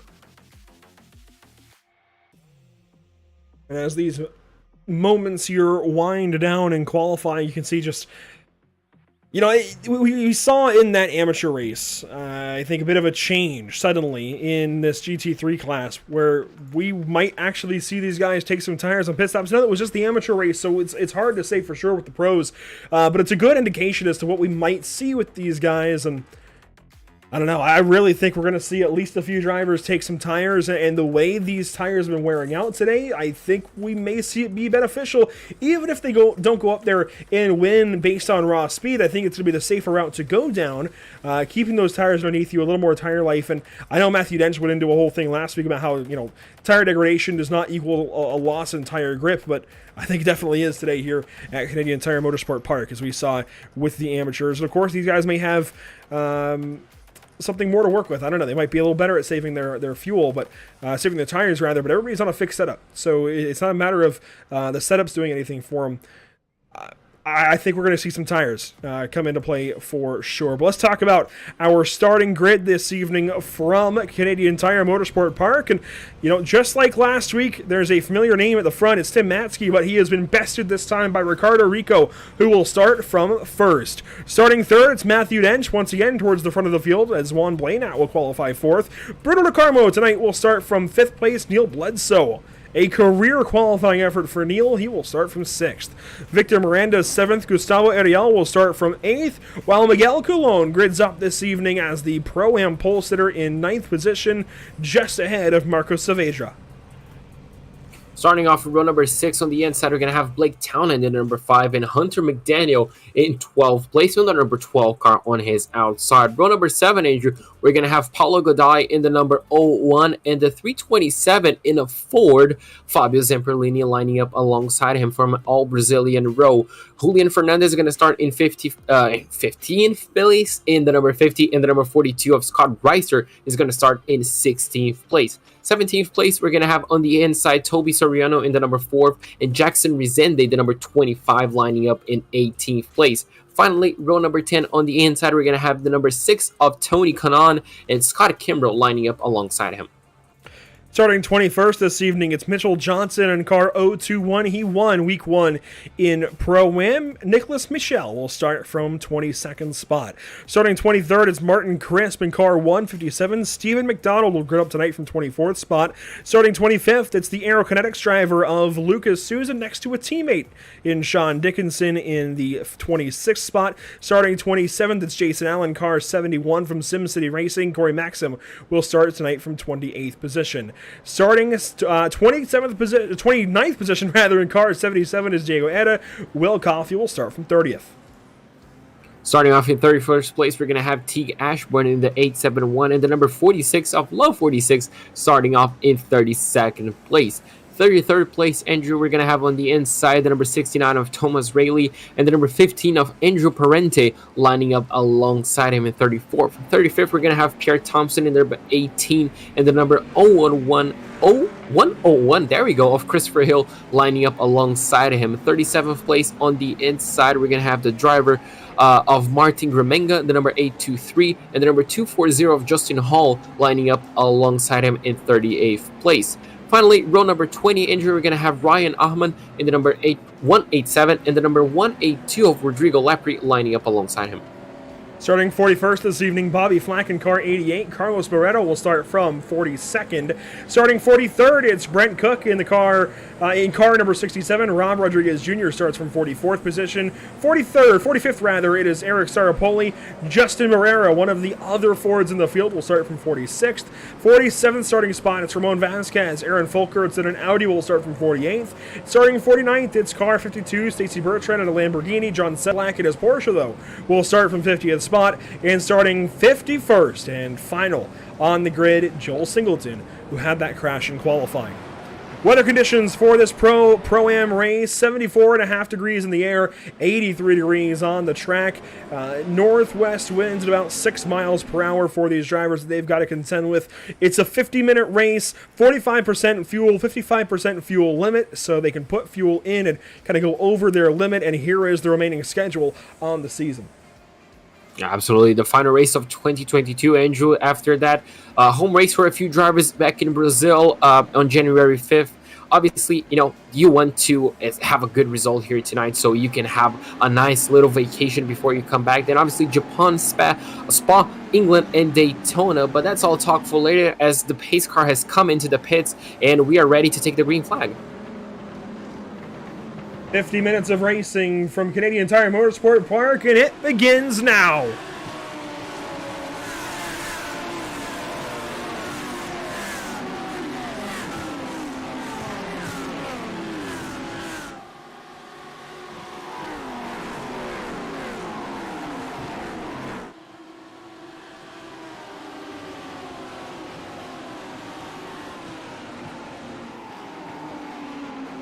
A safe run to Quebec corner here on lap number 1, but there's a crash in the back. Two cars wadded up in the wall. I think one of them is Jackson Resende. I think the other, I'm not sure, actually. Might have been Carlos Barreto, actually. Yes, it was Carlos Barreto and maybe Ryan Amon in the back, but everybody else continues on as they work down to Moss Corner. One more car in the wall. There goes Christopher Hill, collects a Lamborghini, and the track is blocked into Moss Corner. Oh, one Lamborghini just backed off back into the racing course, but I don't think we had a lot of incidents. Just as I mentioned, that two cars come together low speed, so I don't think a lot of damage was done. But a big car park was made, Andrew, on the entry of Moss Corner, as looks like the leaders are approaching the S's and finishing up their first lap. You can see the top three very close together. Three different cars, I do think, are in the top three, which is excellent to see as well. That was just lap number 1, Andrew, and there's still plenty of things happening. That there are, and out front we have got a proper race as lap 1 comes to a close here. from Canadian Tire Motorsport Park. Out front, Ricardo Rico over Tim Matsky and Matthew Denger. Top 3 is nice and close. Bruno DeCarmo for 4th position with just a bit of time back to his teammate. And Gustavo Ariel in one car was off track there for a moment, if you saw that in the background. But it looks like that car will continue on, gets back on the racing course. Neil Bledsoe, 6th position. Victor Miranda in one of the Texaco Racing by TK Lamborghinis is in the 7th spot. Marco Saavedra there is in 8th position, and everybody else files in. I think that one car was Singleton. I think I just saw a glimpse of his name just dropping off the order, but yeah, Andrew, you can see how close this is between essentially all of these Lamborghinis and one sole BMW in the middle of this gaggle of cars. But really close race amongst the pro drivers. You can see there are 2 cars going side by side, almost heading into the S's, and we do see a switch of position. Was that Gustavo Ariel on Bruno DeCarmo? Yes, it was. So position change there early for those 2 drivers. Gustavo Ariel moves up, and Bruno DeCarmo moves 1 position down as everybody files back out of turn number 10. Ricardo Rico goes purple, then Gustavo Ariel goes purple. So maybe that was the deal. Maybe Gustavo saw in his overlays he was on a purple lap and said, hey, Bruno, I could use this bonus point, and they swapped spots so that he could take that run from the back straightaway into turn number 8. That is very smart racing from those 2. That purple lap is a point in the North American Racing League, if I do recall correctly, so very important there. Blake Town and Fabio Zamperlini, a battle for 11th position as Miguel Colon drops 1 position to Hunter McDaniel. Miguel, your Pro-Am race leader. Hunter McDaniel, a pro, though, as our Ford GT, Fabio Zamperlini, he's at least battling. He's not, done in this race from the get-go. It's a formidable car, it looks like.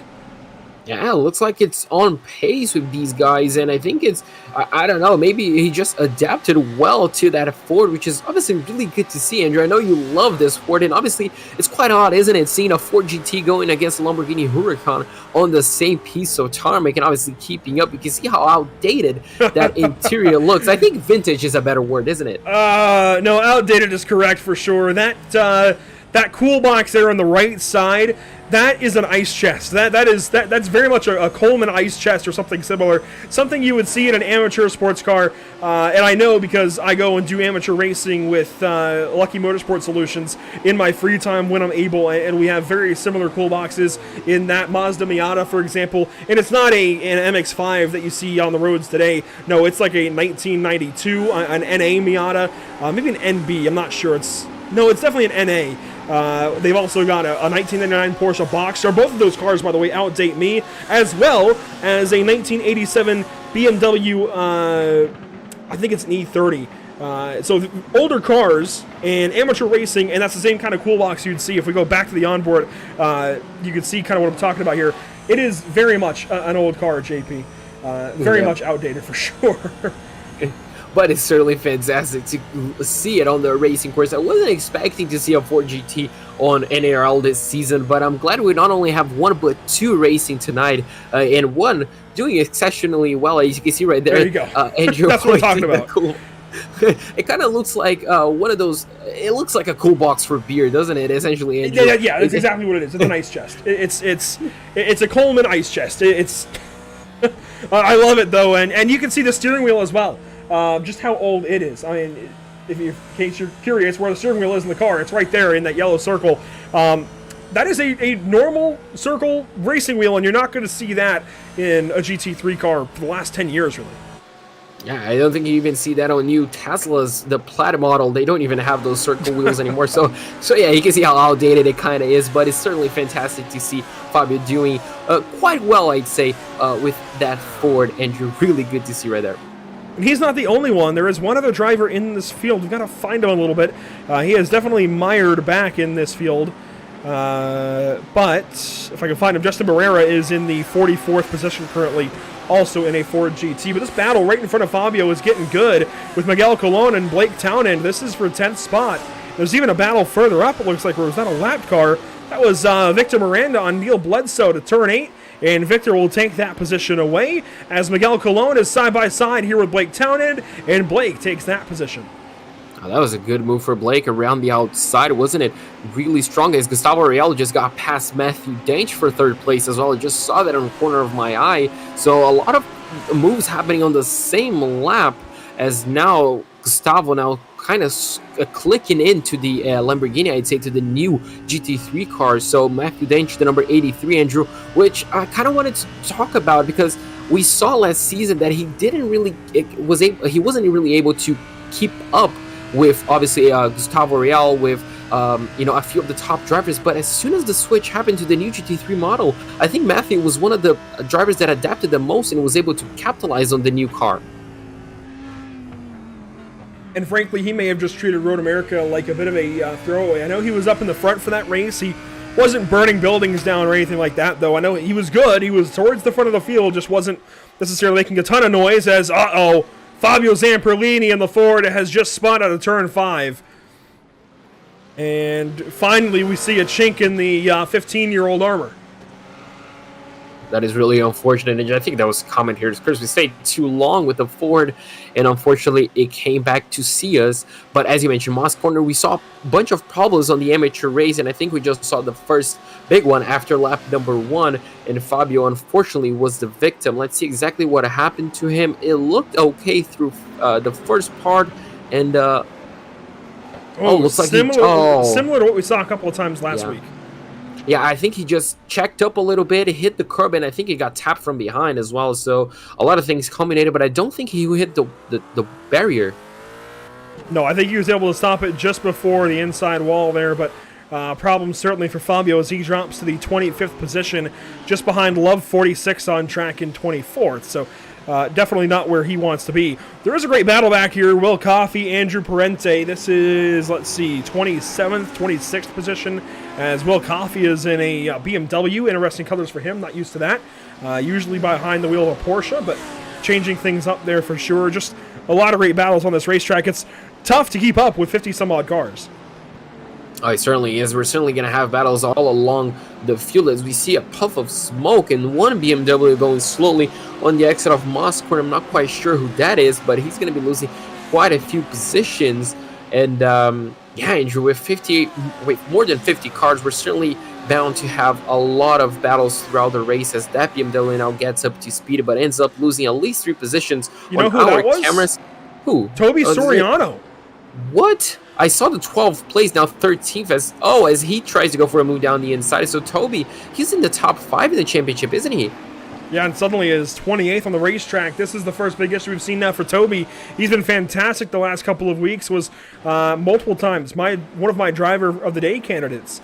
And unfortunately, Toby Soriano here in Moss Corner went around behind Blake Townend, actually. So both of them having troubles there in Moss Corner. Really unfortunate. 2 cars, and maybe Toby was taking avoiding action. And just as I opened the point sheet, he's obviously tied of Tim Matzke for 2nd place. So, a really unfortunate result so far for him. So you can see right there, even the pros, Andrew, are getting caught up in trouble. Well, really, even the pros, because shortly thereafter, problems now for Tony Kanaan, as he was running somewhere in the top 15, and he is now well outside of that top 15.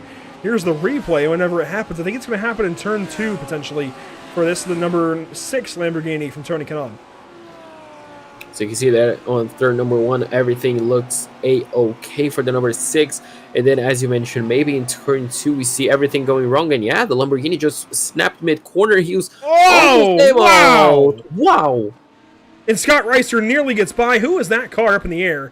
It's going to be tough to find, and there it is, Paulo Goday. Oh, my goodness. Oh, that was unfortunate, Andrew. He had absolutely nothing to do with it. Tony was trying just to save the car, and Paulo was at the wrong place at the wrong time, and that was a huge hit because he went flying, and he was lucky not to tag anyone else. There's the onboard for Paulo Goday in this crash, as we get just past 10 minutes into this race, coming up to 11 minutes. Paulo Goday coming down the hill right behind Tony Kanaan. These two had a great battle at Interlagos in last season's finale, and Paulo goes for one heck of a ride there in turn number 2. Wow. That's just how quickly your race can change. TK just made a small mistake. His race was, just took a turn, and then obviously Paulo just unfortunately could not avoid and could not get out of the way of the Lamborghini, and unfortunately took a massive hit as well. Meanwhile, this battle still continues, Andrew. Another BMW chasing Lamborghini, and you can see right there the BMW had quite a bad run. That is Savendra, and now under pressure from Hunter McDaniel behind him. This is a battle for 7th place if you count Bledsoe ahead. And it's worth mentioning these guys are just behind Matthew Dench now, who is 6th, behind Victor Miranda, Bruno De Carmo, and Gustavo Ariel, who have all moved up multiple positions since the start of this race, now trailing Tim Matzke in 2nd and Ricardo Rico leading this race. So big changes inside of the top 10 as Bledsoe falls back in 7th, battling here with Savendra and McDaniel. So the Brazilian boys, the Texaco boys, are really just getting it on, and just something is clicking. Didn't click on qualifying, but it's clicking on the race. You can see the number 99 of Savendra, as you mentioned, trying to catch to Bledsoe, and obviously under pressure from McDaniel right behind, and just keeping up with pace. And obviously at this point we wonder, will Gustavo, Bruno, and Miranda do the strategy that we're kind of used to seeing them? Obviously, just trying to save a bit of fuel, maybe underfuel the car a little bit and jump. We saw that strategy working on the amateur race a few minutes ago. It could work on the pro race as well, but obviously Ricardo Rico just absolutely dominating, as Savendra now really getting close to Bledsoe up ahead, and the number 10 in that comic livery Lamborghini, Andrew, really falling under pressure as we head into turns 1 and 2. This is a really exciting battle to keep following. That it is, as we're on board with car 99 currently. They head into turn 2 once again. And this battle evolves with 13 minutes complete on the time charts. A really, really interesting day here at Canadian Tire Motorsport Park, that is for sure. Let's go up to Gustavo Ariel, 3rd position, working on Tim Matzke, who won last week at VIR. This could be a very important battle in the championship, and for that reason, it really is. Contact there in turn 5. That's really interesting, Andrew. Gustavo really being aggressive, something we don't usually see from the pro race, where we have cars in such a small gap. Meanwhile, you can see there Bledsoe really under pressure from looks like Hunter McDaniel this time, who got past somehow Savendra, and now he's getting past the number 10 Lamborghini. As now you can see right there Bledsoe tried to close the door to Savendra, couldn't really, and ends up losing 2 positions in just one straightaway. So something went terribly wrong for the number 10.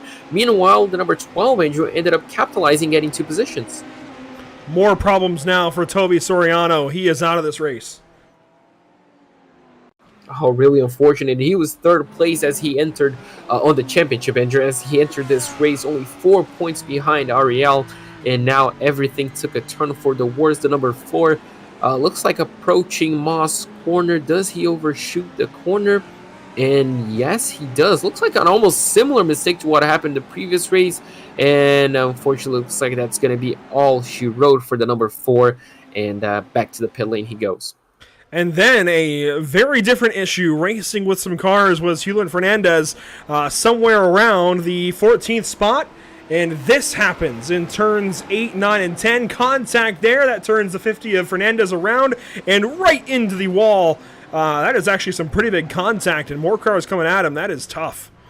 Yeah, he did a good job just holding the brakes. You can see right there, he almost came back into the full racing line, but it was able to leave just the cars with, and unfortunately takes his time coming back to the racing course. I should say fortunately, but unfortunately for him as well. But yeah, Andrew, quite an interesting race to say the least. Meanwhile, the battle for 2nd place still continues. Tim Matzke leading Gustavo Ariel, and I don't think we'll see the number 1, just taking a little bit easy and saving fuel. He looks to be quite aggressive and wants this track position as soon as possible. It's the battle for 2nd. That time down Clayton corner. A great run for Gustavo. He goes straight to the inside of that Audi and takes that position away. Easy work there, says Gustavo Ariel. And now Tim Matzke has to defend from Bruno De Carmo. One small error. One less good run, if you will, for Tim Matzke, and suddenly he's 3rd place. Looking at the possibility of 4th as that Lamborghini bears down on him. Yeah, Bruno looks like is also following the footsteps of his teammate Andrew, trying to get past the number 78. Obviously, Tim Matzke being the closest competitor to Gustavo Ariel in that championship chase after 2 rounds. Only 4 points separate them. So all the help that Gustavo can get, he will take. And obviously, his teammate is next in line to try to get past the number 78 Audi. The lone Audi, I think, in the top 5, isn't he? I think Ricardo Rico is still in the Lamborghini. So a really tough battle right here for Tim, who obviously won last week. So it's going to be interesting, Andrew. Does he try to push and keep up with Gustavo, or does he take it easy and maybe even allow Bruno get past to save some fuel? We saw fuel savings and tire savings win the amateur race. I would bet that we'll see the same thing happen here with the pros, unless Ricardo Rico is able to put a lot more time on Gustavo and Tim here. Although it could be Gustavo and Bruno, as Bruno looked that time to the left side into Quebec corner. No opportunity, and car 66 is going to have to wait on one more shot, and it might be into Mott's corner this time. Yeah, and dare I say, Andrew, I don't think it's Tim making a lot of mistakes. I think it's just the Audi. Just like it was on the amateur race, I think the Audi is just losing a bit of performance, maybe on tires.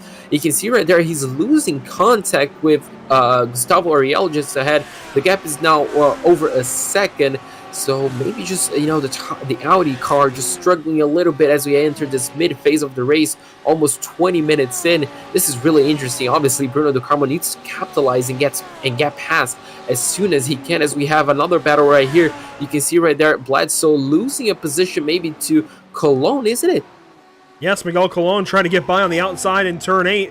Miguel has got the better line through the first corner of the S's and gets by officially into turn number 9. So a big pass there from Miguel Colon as he holds your Pro-Am race lead still. As we near 20 minutes complete in this race. We're on to lap 15 of an expected 40. And Miguel Colon making great headway. His nearest competition right now is Mitchell Johnson down here in 15th position, JP. That is a difference of 6 spots on the racetrack. Oh, that is fantastic for him, Andrew. Obviously, Cologne is not even in the top 10 in the Pro-Am standings, and obviously Mitchell Johnson is in second. So huge inroads are going to be made, and Johnson spins around on turn number 2. Can he get away without being collected? He's parked on the worst place possible, Andrew, but he somehow avoids getting hit. He's going to lose a whole bunch of positions, but I'd say that is way better than towing back to the pit lane. How lucky was that? That was a good rejoin as well, all things considered, for Mitchell Johnson, but he will drop down to 30th position. Big time trouble. We don't catch many of those live, but let's go back and see the replay here for Mitchell. And let's actually go to the onboard and see what happens, what it looks like from inside the car. I don't think you'll see any misstep in his hands. The car just comes around. It loses all weight in the rear and whips right around on him. And wow, what a checkup there from Scott Kimbrough in car 117. What heads-up driving from essentially all 10 cars, I'd say, behind him, Andrew, because we saw cars going on both ways, on the rear part of the car and the front part as well. So drivers taking absolutely all avoiding action and no contact was made. Real good heads-up driving from the whole field, as you can see right here. Looks like Bruno de Carmo now still chasing down Tim Matzke, really getting close to the number 78, and this battle looks like it's not going to slow down, not going to cool down anytime soon. That was the best shot we've seen so far into that corner from Bruno de Carmo, as nearly some contact there through Mott's corner. He'll go by the slower number 71 of Jason Allen from Sim City Racing in the Audi. And Matzke, trying to use him as a draft right now, wants to wait as long as he can down this straightaway to make a pass, because all the draft that Matzke soaks up is going to help him stay ahead of Bruno de Carmo into turn 8 here, as de Carmo is going to have a run to the inside. Oh, and maybe some contact, and Matzke's off track. Oh, he managed to get the car slowed down, Andrew. I think that was a bit of concrete that he was able to get the car slowed down. Really good driving for him. Unfortunately, the number 78 ends up losing the position. But, yeah, good save right there. We're going to see the replay to see Bruno de Carmo essentially going the last minute for a dive. And I wonder if that was contact or just maybe, just avoiding action for the number 78. That's heads-up racing, I think. Yeah, I think that was just Tim just essentially got the car loose a little bit, maybe trying to be aggressive on the fence. And, but was able to correct, which is, quite exceptional if you ask me. I think there was definitely contact. I think Tim might have turned in a little bit on Bruno's nose, and thankfully nobody loses control. They save their race cars. There's no issue really. I think that position would have been made. I think that pass would have been made at some point regardless. So I think better sooner than later, frankly, for both drivers. As here's Sean Dickinson off track. There goes Fabio Zamperlini. There goes Corey Maxim. Love 46, losing a lot of spots there, as Sean Dickinson down now to the 19th spot, it looks like, in that BMW. And actually, he's going to have a great run here, maybe, battling with Love 46. This will be for 18th. Oh yeah, he was gonna get a good run, Andrew, but I think he just got a little bit sideways on exit of Moss Corner. You can see right there, the number 46 Ferrari just was able to essentially creep out a distance from him, which was just enough to keep, the Ferrari just ahead of the BMW. But yeah, a small mistake, but looks like no harm done to the tires. As you can see, he's just really back on pace, and wow. I thought it was gonna be a move right there, Angel, but he comes back to the pit lane. So Sean will come in and we'll get our first idea of what these drivers might do in the pits this evening. Dickinson, let's see, does he take any tires? It looks like the answer is no. But we've seen all night long through the amateur race and the beginnings of this pro race, if you heat up your tires, boy, are you in trouble. So that spin might be a big issue as Thomas Rayleigh comes in as well and will go by in the Epic Fails Motorsports number 69. Looks like Jackson Resende also leaving the pit lane. 17.28 seconds. Hard to say if he took tires or not. Jackson had an early problem in the race, didn't he? No, it wasn't him actually, but just a bad qualifying session. So far, not a good race for Jackson. Not what we expect from him, is it, Andrew? Yeah, not a good season so far. Only 3 rounds in, but it's not what we expected, especially after a move for the team. Meanwhile, we can see right here, Bruno Ducarmo, is he approaching his teammate? Yeah, I think Bruno's got the best car on track right now. Maybe the best tires on track is Gustavo goes a bit wide there at turn 1. Bruno Ducarmo may have to go by his teammate here. They may have to race a little bit, and Bruno comes in nowhere even on the top 10 in standings. But this could be a really important run, I think. While it would be one position that Gustavo would lose right now as Ricardo Rico comes in, even Ricardo's not in the top 10. I think this is a spot that Texaco Racing by TK needs to give Bruno Ducarmo. It's not going to hurt Gustavo hardly at all in the championship currently. I know it's obviously currently, and those points could matter down the road, but this could put one of their other drivers in the top 10. This is a big opportunity for Bruno. If he's got the best car right now, he needs to be able to go. Yeah, absolutely. I don't think Bruno has won a race yet in NARL, but he definitely helped Gustavo win the championship last season. Obviously, those defensive moves. Yeah.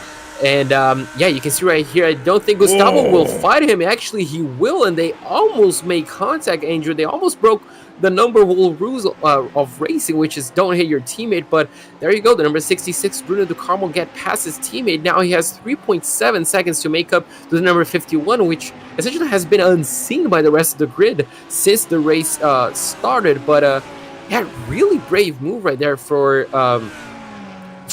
Bruno, as looks like the number 78 comes down to the pit lane, Tim Matzke, and I wonder, Andrew, if he's going to get more on tires. This is an early stop, and yes, he will. That's a very, very interesting decision for Tim Matzke, and one that I think we're going to see more of this season. This is the first time in a 50-minute race that we're talking about tires being a viable strategy. But you can see he's still waiting on fuel, actually. This seems like the race. Go get your tires, everybody in this field. It's going to be so much safer, and you can see that time Matzke was waiting on fuel even after taking tires. So we saw Tim obviously struggling a little bit, Andrew, so I wonder if his car was just taking a little bit more damage on the tires. It was just hurting him in general. We just saw Gustavo losing pace to his teammate after, essentially pushing hard early on the race. Oh, to no! Make his own. Matzke. Barrel rolling is Andrew Parente. Lucas Souza also involved. I think, anyways, it was mostly Parente in car 15, and Parente is done. Tim Matzke, a ton of time lost right there. We'll never know how that was going to work out for him. So a possible gamble that could have played out, as you mentioned, Andrew, will never see its result. As you can see, there's Lamborghini ends up.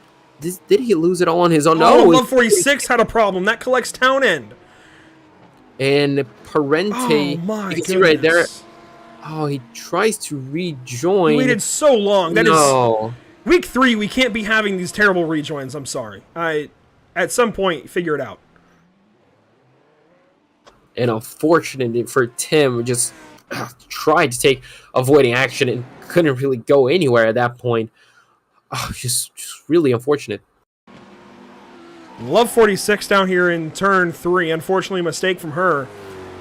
The car just gets loose. We've seen so much of that, and she does her best to gather it up. She's sliding. Town End's collected. And then Tim Matzke, nowhere to go. Maybe a championship run derailed by this. You can't cross the racetrack like that. just shouldn't be happening. Rejoin should be figured out, as you mentioned, and unfortunately, we can see right there.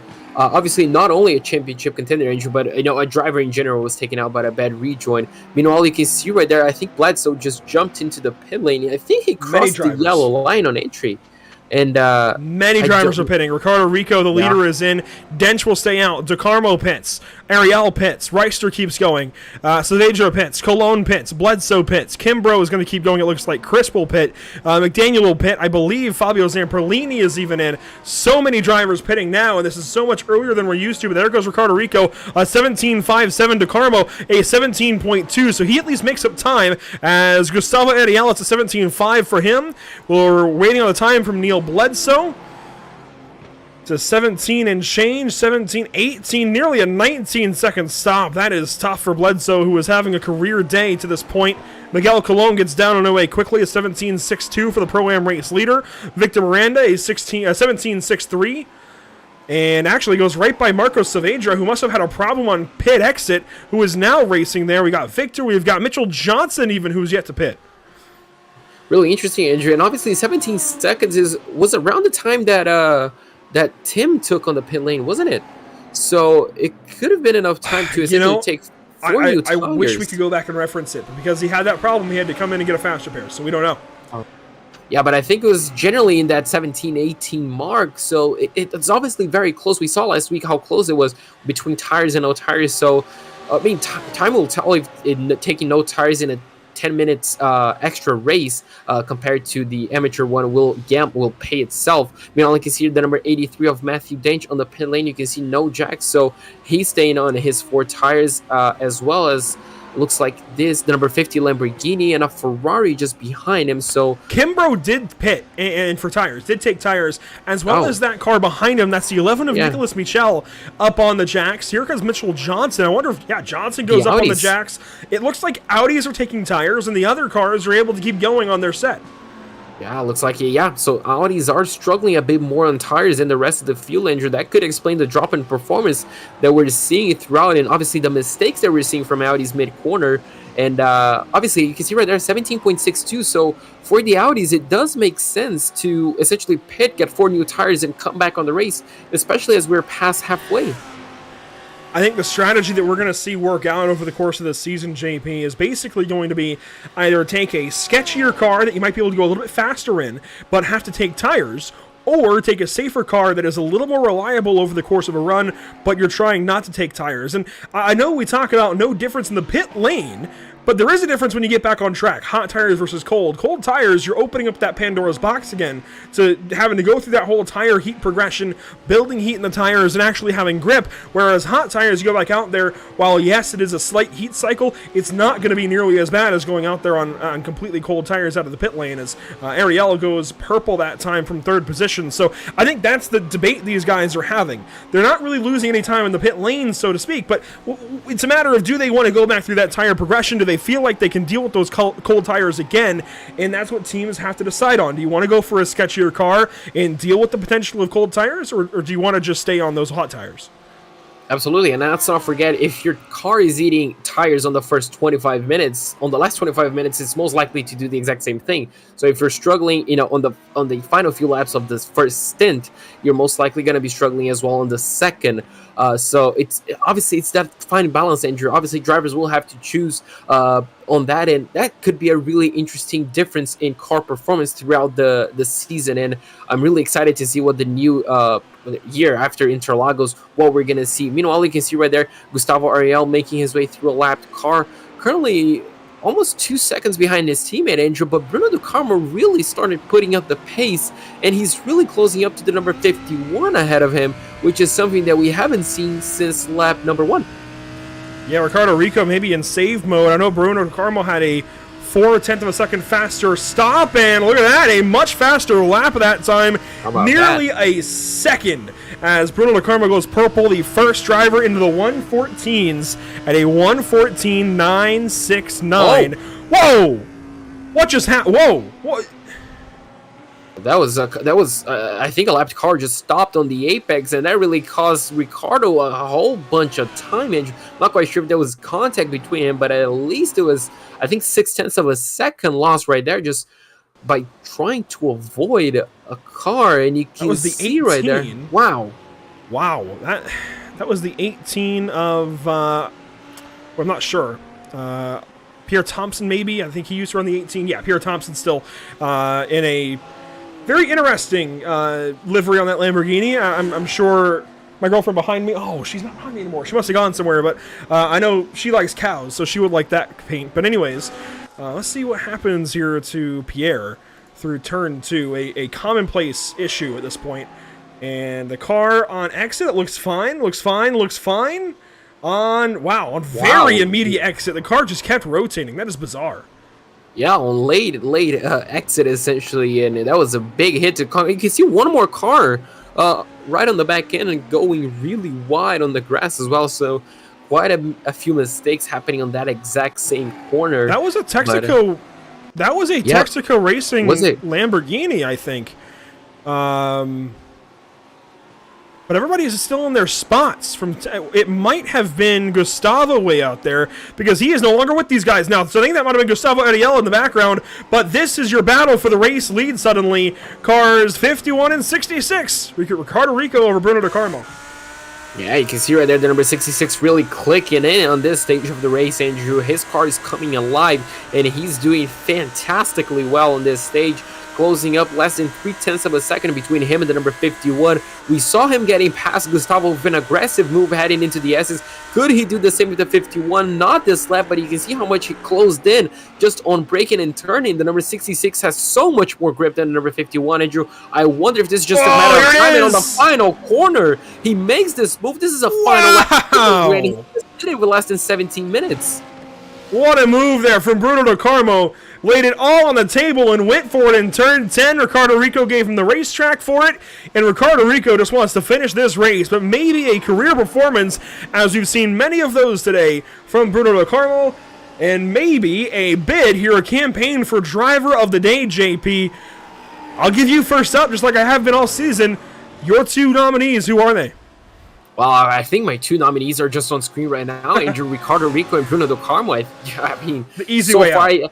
Yeah, I think you can add him. All right, I'm going to trade in. I'm not quite sure who yet, but I'm going to trade in for Miguel Colon. I mean, just the number 87 of the top 10. Well, but he's a pro. We only do it for pros. All right, we only do it for pros. All right, so then you took it. So I'm going to take the easy way out, the number 66 and 51.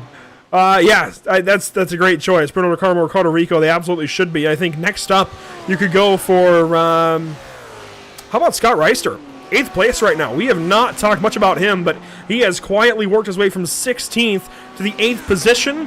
And I think behind that, you might have to look at somebody like Martin Crisp, who started 23rd in his 10th. So those are my two nominees. So social media guy, Emerson Arden. There you go. Bruno De Carmo, Ricardo Rico, Scott Reister, and Martin Crisp. As Crisp was going to go for the spot here on Neil Bledsoe. This is for 9th position, and he takes it away. Wow, so there you go, the 157, you elected him from driver of the day, Andrew, and, he just made a fantastic move around the outside. That's the third one we see live, and looks like cars are just finding grip out there, as that was a fantastic move for 9th place. Bledsoe, unfortunately, dropping a bit off the pace currently after that brilliant qualifying, as now we're taking a look at exactly what happened to Hunter McDaniel, who's currently 23rd. Just as I look, he was 12th place, Andrew, and something definitely happened to the number 12. And it's in Moss Corner. Riding on board with the Lamborghini Huracan of Hunter McDaniel for Brabham Esports. And that over-rotation mid-corner just sends him around, and he loses a bunch of positions, 11 or so. In fact, 11 to be exact, as he drops all the way down behind Nicholas Bichal and Justin Hall and everybody else. So, terrible issue there for Hunter. Oh, yeah, really unfortunate. He had to do a 3-point turn because on the grass he had absolutely no grip, so ended up losing extra time. Really unfortunate for the number 12. Was once in the top 5, I'd say. It was definitely inside the top 10 at one point, but unfortunately is going a bit backwards. Meanwhile, I might have spoken too soon, JP. Look at this. I think driver of the day, and I know it can't be changed now, Jackson Resende would be a great option, as there goes Fabio Zamperlini by for 13th. But Jackson Resende is up to 14th spot. Where did he start? Oh, actually 18th. That's not as bad as I thought, but he was well down the order at some point. So maybe not driver of the day candidate. I guess we can bring that one back in, but we can segue that into Fabio Zamperlini for 13th. Oh yeah, Fabio is doing fantastic. Obviously, he started 14th and is now in 13th, but he had an incident at one point, didn't he, Andrew? He was facing the wrong way, if I'm not mistaken. So he's doing a fantastic comeback race. You can see he was as low as 25th. Oh yeah, there you go. So yeah, the Ford somehow showing great performance, great tire wear, and Fabio just being able to extract the best out of the car. And the driver of the day vote is live in chat on YouTube. If you're watching on one of the other platforms, be it Facebook, Twitter, or Twitch, head on over to YouTube quickly. Cast your vote for driver of the day from Canadian Tire Motorsport Park. It's round 3 of the North American Racing League, and your options are as follows: Bruno Do Carmo, Ricardo Rico, and Scott Reister. Currently, through 6 votes, it is dead even, 2 each. So Bruno Do Carmo, Ricardo Rico, and Scott Reister. Get your votes in now. You also have Martin Crisp on that ballot. So again, Bruno Do Carmo, Ricardo Rico, Scott Reister, and Martin Crisp, the drivers up for the vote. And I gotta say, Martin Crisp is now up to the 9th position, as we saw, so SimCity Racing can ride on him today in car 157. He's been fantastic, up from 23rd to 9th. Scott Reister, similar kind of day, from 16th to 8th position, picking up 8 spots himself, and actually he's been as low as 17th, so call it 9 spots for his number 42 Ferrari. And of course, your top 2 runners today, Ricardo Rico and Bruno Do Carmo, on that listing as well. Just a fantastic race for these guys, Andrew. Obviously, you can see right there, Ricardo Rico hasn't really lost touch with Bruno Do Carmo, so I wonder, Andrew, if he was just maybe taking a little bit easy and waiting for the right moment to pounce. But obviously, only 12 minutes to go. You have to get that pace back somewhere because you don't have a lot of time. You're running out of time. And, well, he's still keeping up pace, but can he do what Bruno Do Carmo did to him a few laps ago? I don't know. Inside of 12 minutes to go, and gone are the late pit stops where the entire race changes in the final 12 minutes of this race. So now we actually have a picture in front of us, and we're going to be able to see these guys work on each other. I know this isn't intentional, but this new fuel setup for these guys, I think, is much more interesting and gives us a better race overall now with a 45% starting fuel limit, and really the world is open to you. It also brings those tires in, so a very unintentional change, but I think it is so good for this series as we're on board here with Ricardo Rico. Bruno Do Carmo, it's getting bigger in the windshield. We might have a battle here soon. Yeah, maybe the momentum is swinging back to the number 51, Andrew. We saw the pace in qualifying. We saw the pace on the first stint, and then obviously, maybe it was taking a little bit easy. We saw that pace essentially going away, and now could be coming back. So Bruno could be struggling a little bit of grip right now, could be going away, and Ricardo could be having all that back and just savor it in and just essentially studying the movements of his rival up ahead. So we definitely, with 10 minutes and 22 seconds to go, we definitely have a race for the lead in our hands, Andrew, and I'm excited to see what awaits us. Behind these guys, Victor Miranda, Gustavo Ariel, and here we go, Matthew Dench battling for the 3rd, 4th, and 5th positions on track, and it is electric up here in the top 5. Matthew Dench defending just barely in the Australian. The Aussie trying to get away with it. He throws a block to turn 2. That puts Gustavo around the outside. Matthew Dench washes out wide, a little bit of contact there maybe. Oh, I think there was a bit of contact, but that was lucky contact. And you can see right there, Victor Miranda couldn't really go around his teammate. And meanwhile, Gustavo tried to go around the outside of Matthew Dench. Couldn't really do that, but brave moves we're seeing, Andrew.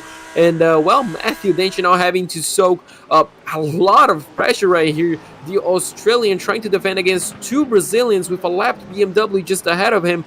Could hurt him, but also on this exit, he could be getting a little bit of slipstream. That could be his lifeline as he enters this back straightaway. And 2 Brazilian Lamborghinis chasing him.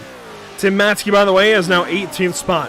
But watching this battle here, Matthew Dench is just barely hanging on over Gustavo Ariel. I know the Lamborghinis are a little tough on tires, but they're all in Lambos, so I don't know, maybe this is an attempt from Gustavo to save some tire for the end of the race.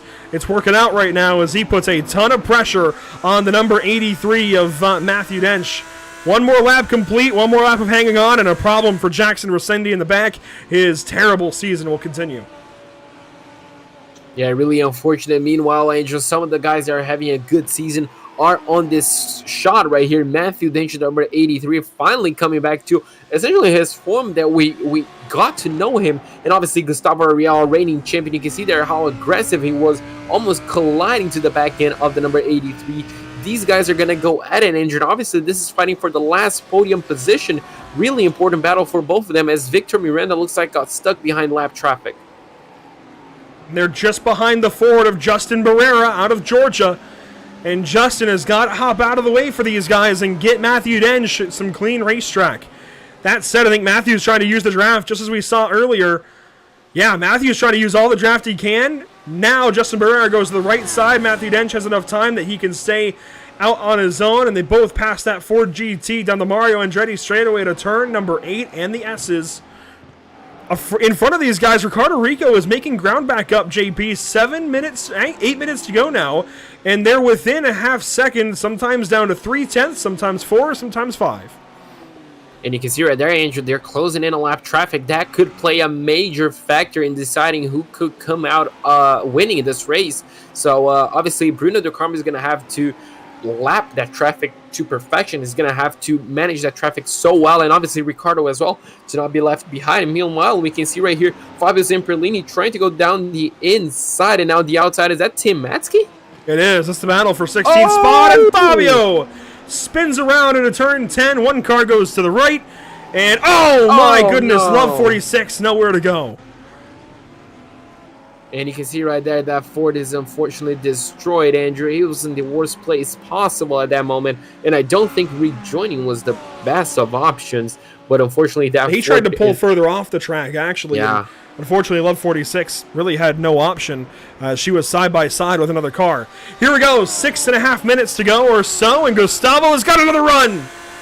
He's going to go around, try to go around the outside of Matthew Dench, Andrew. He looks like he has more confidence, but the Australian is just able to hang on tight. On the last corner, we saw the move being done on his teammate, and you can see right there, Matthew Dench smartly defends the inside line and retains that third position for now. This is a lot of pressure being done on the 83, Andrew, but this is fantastic racing.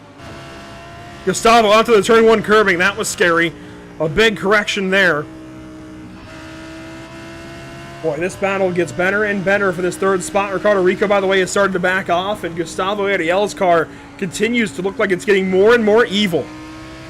Worth mentioning, as far as the standings into this race, I know some of you guys out there are curious. Gustavo walks in tonight with 99 points to his name. That is 4 better than Tim Matzke and Toby Soriano, who are well down the order. Matzke is 15th, and Toby Soriano, I believe, is out of this race. Yes, 44th position out of this race today. Giuliano Romagnolo did not make the call, so he did not make this race. Hunter McDaniel has had an awful day as well. Hunter is down there in the 18th spot. Matthew Dench is, of course, in this battle. So really, this is the championship battle right now by 21 points separated. It's really not much of a battle as they go toe-to-toe. Yeah, you can see right there, once again, Gustavo tried to go around the outside, and he couldn't really do it. Matthew Dench once again able to hang on that position, and you can see right there, Andrew, the number 17, Victor Miranda, is starting to close in. Obviously, these two going side by side, they're not really helping their lap times, over 12 seconds almost behind the leaders, and you can see right there, the number 17 is closing. And Savendra as well is not too far away from this battle. With 5 minutes to go, if they continue to go side by side, like you can see right there, Gustavo trying, they're slowing just each other way down and allowing other drivers to catch up. Anything is still possible here, and you can see that BMW growing larger in the background of Marco Saavedra. And even Miguel Colon, your Pro-Am leader right now, could close in as well, as Scott Kimbrough is second in Pro-Am, but in 11th on track. Stephen McDonald is 13th and third in class there. Corey Maxim is 4th in Pro-Am. Justin Hull is 5th. But this is just too good to leave right now as they walk back onto the Mario Andretti straightaway. Under 4.5 minutes to go. I think this could be it. Gustavo got a way better exit. You can see right there, Andrew, he's alongside the number 83. If he can brave it around the outside, he's going to have the inside through the second to last corner. He kind of has a bumper on there, but he's not able to capitalize. You can see Matthew went a little bit too wide, and you can see right Gustavo on the exit. He's going to have to go the long way around the outside. Matthew smartly defends the inside, and he's going to have the position. I do think Gustavo tried to brave it around the outside. The number 1, the reigning champion. He's there. You can see he does. Around turn 2, who's going to come out on top? And there we go. Finally, Gustavo Ariel gets by Matthew Dench. A valiant performance, a valiant defense. But unfortunately, the Aussie has to give up that spot. That is for 4th. Now he gets to try and defend from Victor Miranda. Every point's going to matter at the end of this season.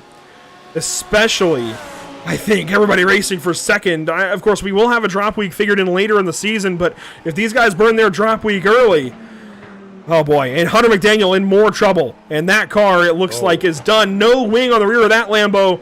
That's a big problem. That is a massive problem, Andrew. Luckily for him, he's close to the pit lane, but that's not going to matter. He's going to tow back with 3 minutes to go. Looks like that's going to be the end of his race. And you can see right here the number 17, Andrew, Victor Miranda, now closing into Matthew Dench. He's going to be trying to get past the number 83 much quicker than his teammate did. Obviously, you know, the damage to the number 83's tire might be done. And you can see right there the number 17 tried to go all down the inside of the final corner. He wasn't able to do so. And look who just closed in on this battle. Yeah, Saavedra's here now with 2.5 minutes to go. 3 laps on the racetrack. Marco Saavedra now in the fight for 4th position. Miguel Colon could join soon.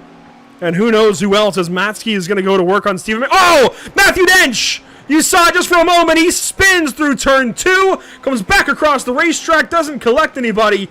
But the Australian who put up such a fight spins within 2.5 minutes to go and drops all the way to 9th spot. He's back off the track in Quebec corner. And Matthew in the wall there. Oh, no! And that's just how quickly things can turn on their head, Andrew. You could see right there, he was in 4th place, not a comfortable position, but defending so well. And unfortunately, just a series of mistakes now takes him all the way down to 11th. And with, well, no rear bumper, Andrew, I'm not quite sure how bad that's going to affect the car, but he might just be able to nurse this car home. I think he's going to try. That's the first time we've seen the new damage model really take effect like that and get rid of a body panel quite like that for Matthew Dench, who is now 11th position. And that also promotes... yes, it promotes Scott Kimbrough up into the 10th position. It puts Scott Reister into 5th. But Marco Saavedra actually lost that spot. Reister gives it back up, so moves Saavedra right back into 5th. Reister back down in 6th. Something must have happened there on that last lap. Oh, things are getting crazy right here at the end. And it's worth mentioning Brito DeCarmo now has a 1.4 second race lead over Ricardo Rico. So as we hit 1.5 laps to go, JP, it looks like it's almost decided. Yeah, he just has to nurse his car home, Andrew, but we saw plenty of drivers making mistakes throughout the race, so obviously there's still a couple of tricky corners that he needs to nurse, but so far Miguel Colon just went way off track in Quebec corner. He's not out of it for this win still. He's got 4 seconds back to Scott Kimbrough, but if there's any damage to Colon's number 87, he could be in trouble. He looks okay for now. I was just going to mention as well, Miguel Colon on that when Matthew Dench had his issues, he got up to 6th place, then got passed by Scott Reister, and then obviously Saavedra is also. I'm not quite sure if there was any bit of contact, as now we enter the final lap of the race, Andrew.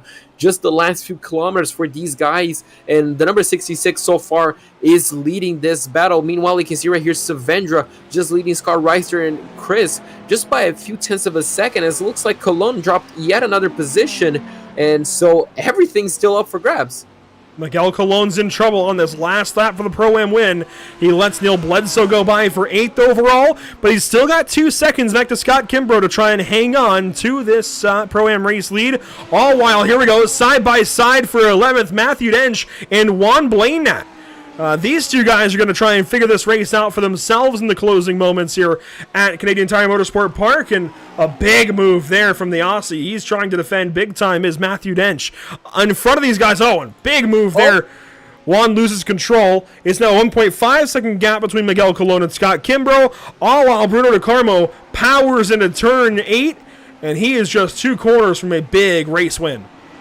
His first race victory, Andrew. This has to feel special for him. He fought it all on the racetrack. He overtook his teammate. He overtook the race leader. And now he flashes his light in celebration as he crosses the line for his first race victory in NARL. Ricardo Rico, unfortunately, is going to have to settle for second place. Gustavo Ariel is going to settle for third as he almost gets passed by his teammate, Victor Miranda. And what a race we just had, Andrew. Full of ups and downs. And it's not quite over for these guys right here, but now officially it is Avenger from Reister and Crisp, and now Blitzo is going to cross the line. Cologne looks like he's going to win in Pro-Am, and I mean, Kimbrough is going to round off our top 10 for 2 Pro-Am drivers. What a race we just had. Then Matthew Dench and Juan Blaina, 11th and 12th. The battles are not done. Sean Dickinson, Justin Hall into the final corner here.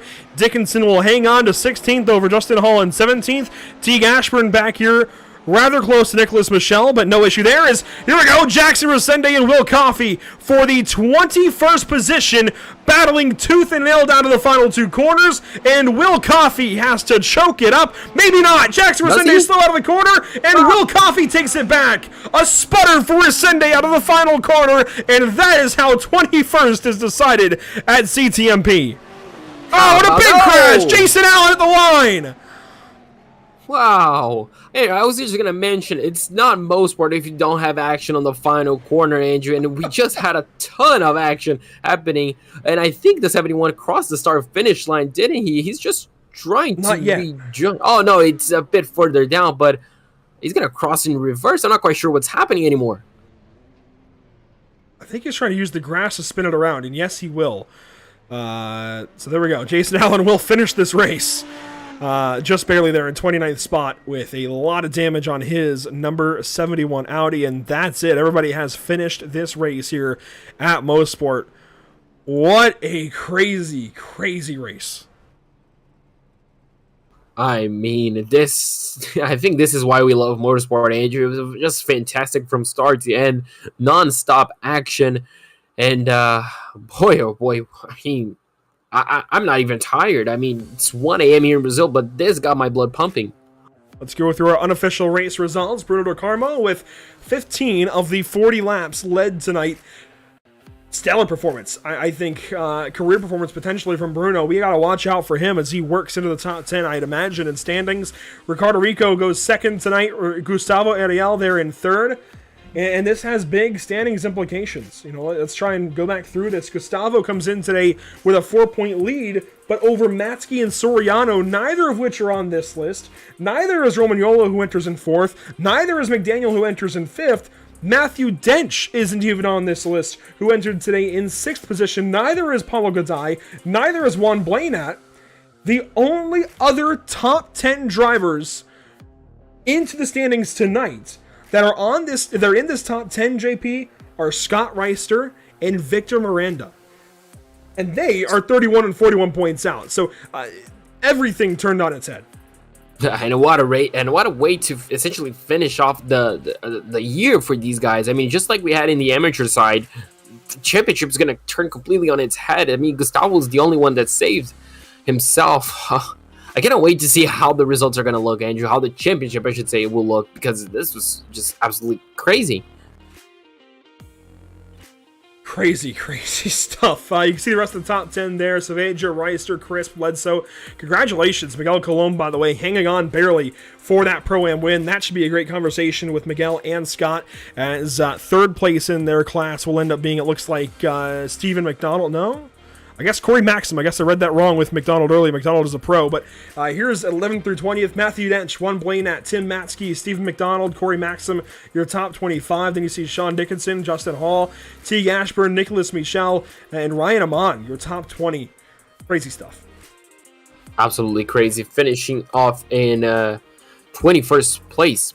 looks like we're going to have Will Coffey, then Jackson Resende, Brent Cook, Lucas Souza, Christopher Hill, Thomas Rayleigh, then Mitchell Johnson, Andrew, who's 1 point looking like he was going to take the Pro-Am Championship lead, but unfortunately, things took a turn for the worse for him. Blake Townend's going to finish in 28th, and Jason Allen is going to be the last car to finish on the lead lap in 29th place ahead of John Sadlak.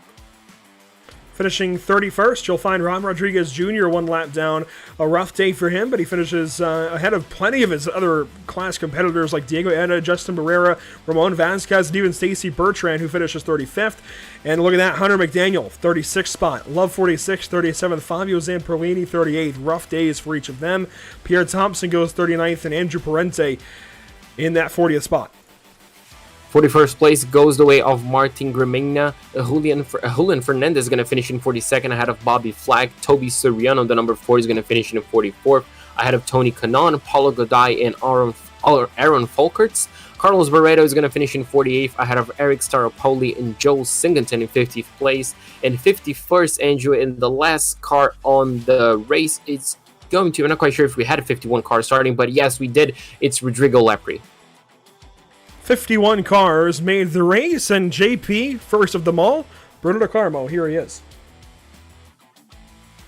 So, Bruno, I was just going to ask you if you preferred... I don't even know why I'm speaking English. Eu ia te perguntar se queria entrevista em português ou em inglês, cara, porque, poxa, que corrida tu teve. Começou em quinto e passou todo mundo para ganhar essa corrida. Conta como é que foi. Obrigado, João. Eu posso falar em inglês se não tiver problema. Tu que manda, tu ganhou a corrida, pode escolher, fique à vontade. Oh, well, thanks, João. Thanks, guys. My God, that was unbelievable. You guys have no idea how hard it was the Lambo at this track. It was intense every lap, every corner. I was praying to not spawn the car to lost control because it was freaking oversteer. And I think I did a really good job at the first stint, and I was better than my teammates in managing those tires, those rear tires. And Gustavo also had problem with his rear tire, and I was able to catch the guys again.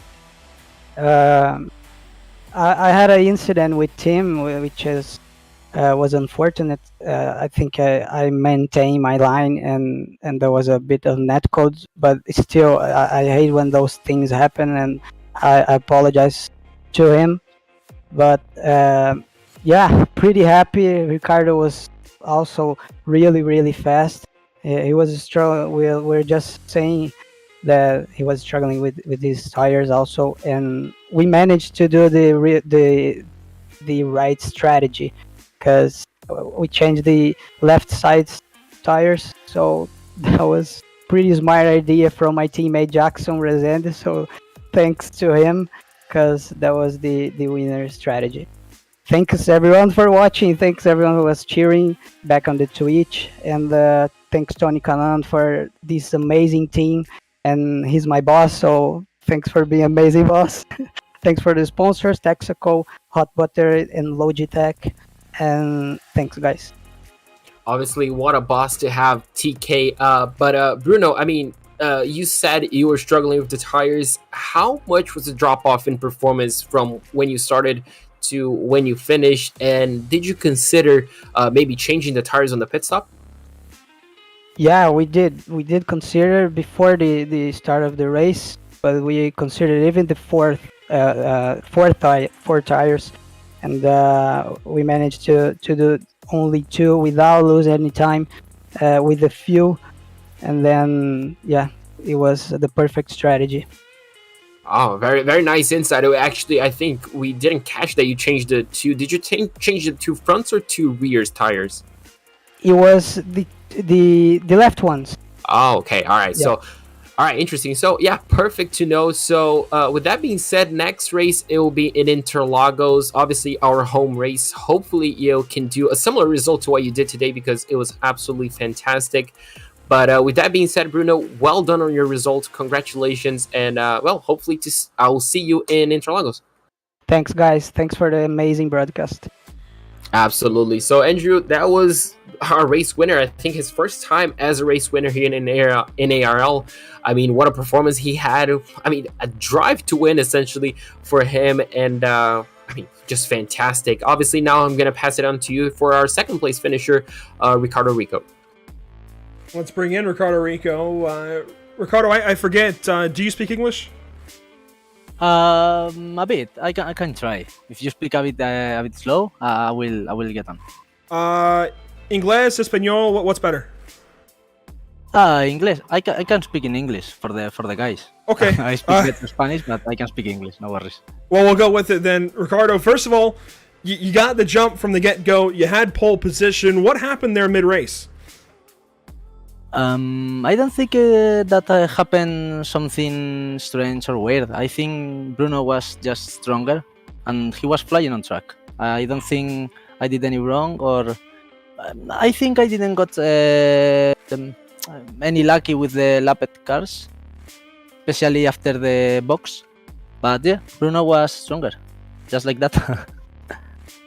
Yeah, I mean, 24 laps led, and to not win, that's a big deal, obviously. How do you regroup? I know Interlagos is next up. I know it's a home race for everybody over at Texaco Racing by TK. How do you take it to those guys in a few weeks in the new year?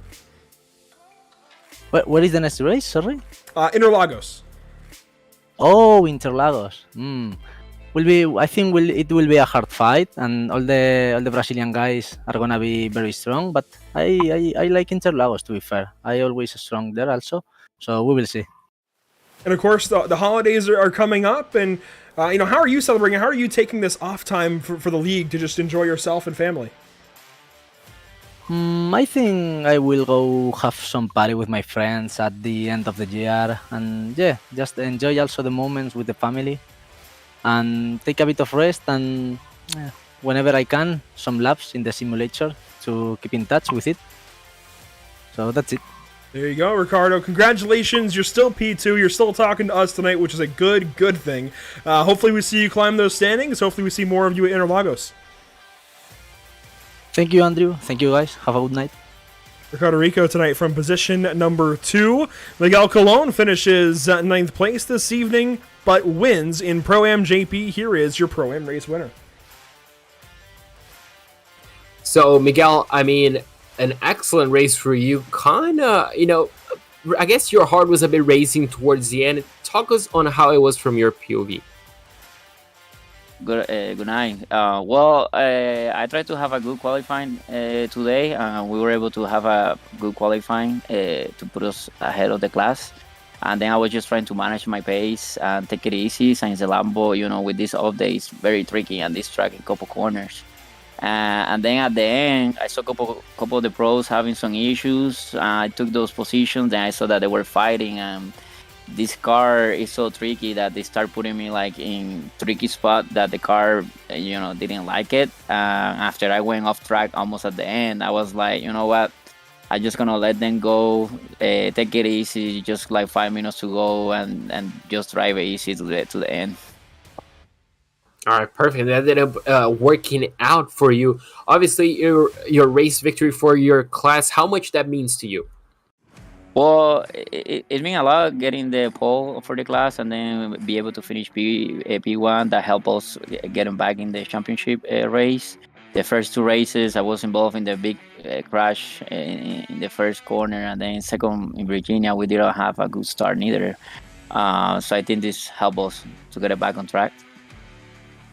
And then obviously with this a big break towards next round in Interlagos, how do you try to manage the time between celebrating obviously Christmas and New Year and obviously focus on practicing for next round?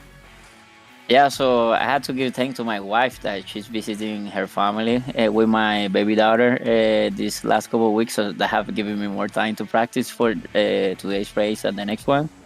So I will have a little more time to prepare. I like Interlagos. That track is fun. I think you have to have a good rhythm and momentum for the corners. It's kind of similar to this, so it will be interesting. Absolutely. So we're going to definitely keep an eye out for you on Interlagos. Hopefully you have an amazing rest of the year. Happy Christmas and obviously Happy New Year to you. And see you next round. And you guys have a good night. you the same. So Andrew, that was our Pro-Am race winner, Miguel Colon. Fantastic race for him. And it looks like he had everything under control from his point of view, which is definitely reassuring once we consider he may have had issues. But well done for him. And with Miguel finishing 9th, Scott Kimbrough finishes just behind in 10th position and goes 2nd in Pro-Am. And Scott, how much more important this season than any other season prior is survival? Very important. The new tire model is chewing drivers up and spitting them out, and it's awesome. Yeah, I've seen kind of the same from John Sedlak and some others. I heard Sedlak made up 20 spots without passing a single car on track, and in fact being passed by some others. But for you definitely were a lot stronger. I mean, you finished in the top 10 tonight. I think you made a couple of passes on track. What was your race like from your perspective? It went really well, as good as I could hope for. Just trying to stay out of trouble and, like everyone else, understand the cars and the tires.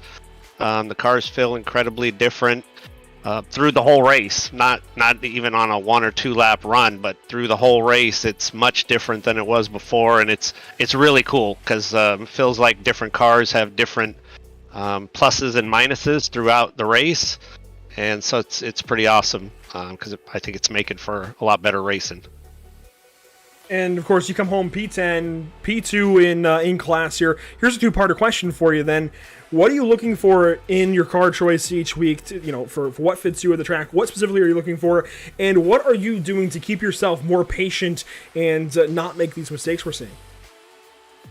The car choice has come down to what I don't die in, and the just trying to manage the race. I think the tires in the cars are much more sensitive to overdriving them, being over aggressive, getting out of control. They don't like that, and so I just try to stay within my limits and stay out of trouble, and learn as I go. Well, congrats tonight, Scott. You are P2 in class, and I have a feeling we're going to be seeing you battle for a championship this season. Congrats, and happy holidays just in general, and we'll see you in the new year. Appreciate it. Thank you guys for everything. I hope everyone out there has a great Christmas and a happy new year, and see you in a couple weeks.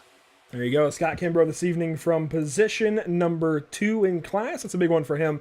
And, we talk a lot about these pro standings, but Scott's leading the way by a lot actually coming into tonight. 13 points to his advantage over guys like Mitchell Johnson, David Schwartz, Justin Hall, Martin Gramigna, Ryan Amon, Christopher Hill, Diego Eda, Stacy Bertrand, and Brent Cook. None of those names, by the way, are Miguel Colon. So Scott Kimbrough just opened up a gap on everybody else in this field, and he's going to have a lot more than 13 points going into Interlagos in 2023. And JP, how do you begin to try and sum this one up?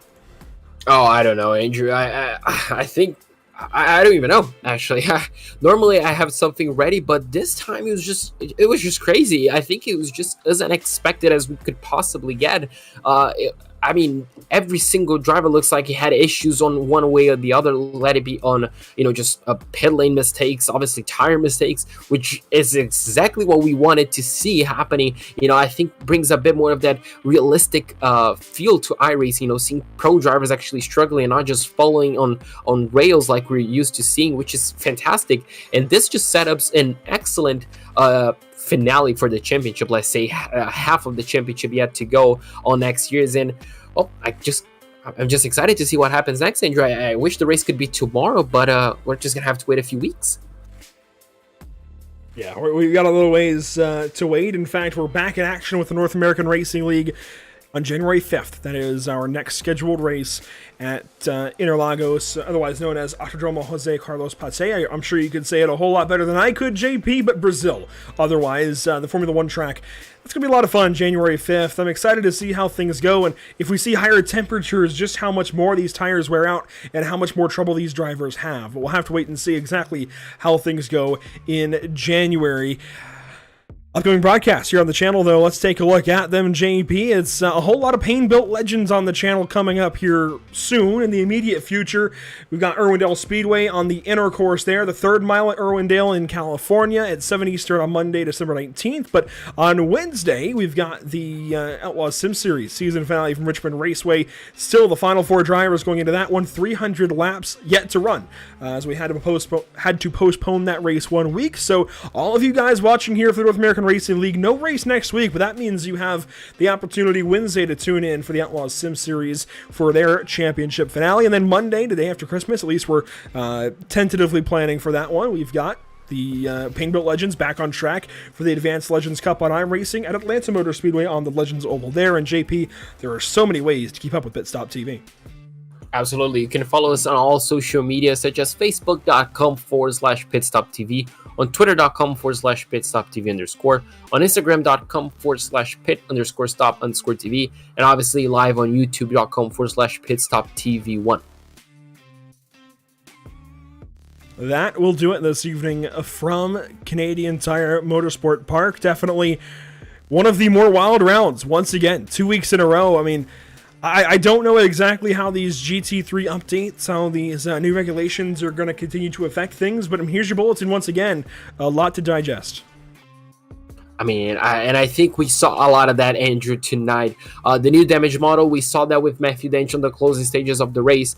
We saw the new tire model with plenty of drivers and essentially affecting cars in different ways. We saw the Audi having to take 4 tires. Meanwhile, Lamborghini drivers were taking only the left-hand side tires. So, I mean, it's affecting so much, Andrew, and it's just so much fun to see drivers not only struggling, but taking different strategies as well when it comes to to tires, because obviously fuel mostly is the same, and I feel like the GT3 season on NARL is just going to get better from here. That it will, and a big thank you, of course, to our North American Racing League Series partners. Let's take a look at them here. VRS, otherwise known as Virtual Racing School, Moradness, and JS Consulting. And, as I mentioned again, I stand by each of these 3, especially VRS. I'm a VRS subscriber myself. The bill came out today. I'm in the Moradness Discord channel, and I can tell you 100% that is one of the best communities, if not the best community to be in on iRacing on Discord. So by all means, check out Moradness, check out their Discord channel. Even if you don't buy their coaching or their gloves or anything like that, just be a part of the community over there and hang out. And, of course, JS Consulting, the North American Racing League.com website, put together by JS Consulting. John Sedlak does a fantastic job with that site, and I hear many more great things are coming to it as we have a couple of weeks for him to focus on that. And, of course, our partners here at Pitstop TV, Whiplash Media SimCams at SimRapMarket.com, and Permanent Makeup and Cryo in Maine. As always, thanks so much for watching this evening. It certainly has been a treat, and there's no great way to wrap things up. Everything was so crazy on track. It's all downhill from here. But thanks for tuning in this evening, JP. Thanks for joining me once again. Emerson Arden, thanks for being here tonight on social media. The final North American Racing League event of the year just unfolded before our very eyes, and now we've got to wait. January 5th, we'll be back in action with GT3 cars from Brazil. That's going to be a lot of fun. Until then, have a great night. Merry Christmas, Happy New Year's, Happy Holidays in general. We hope you have fun, stay safe, see some family, and we'll see you back on January 5th.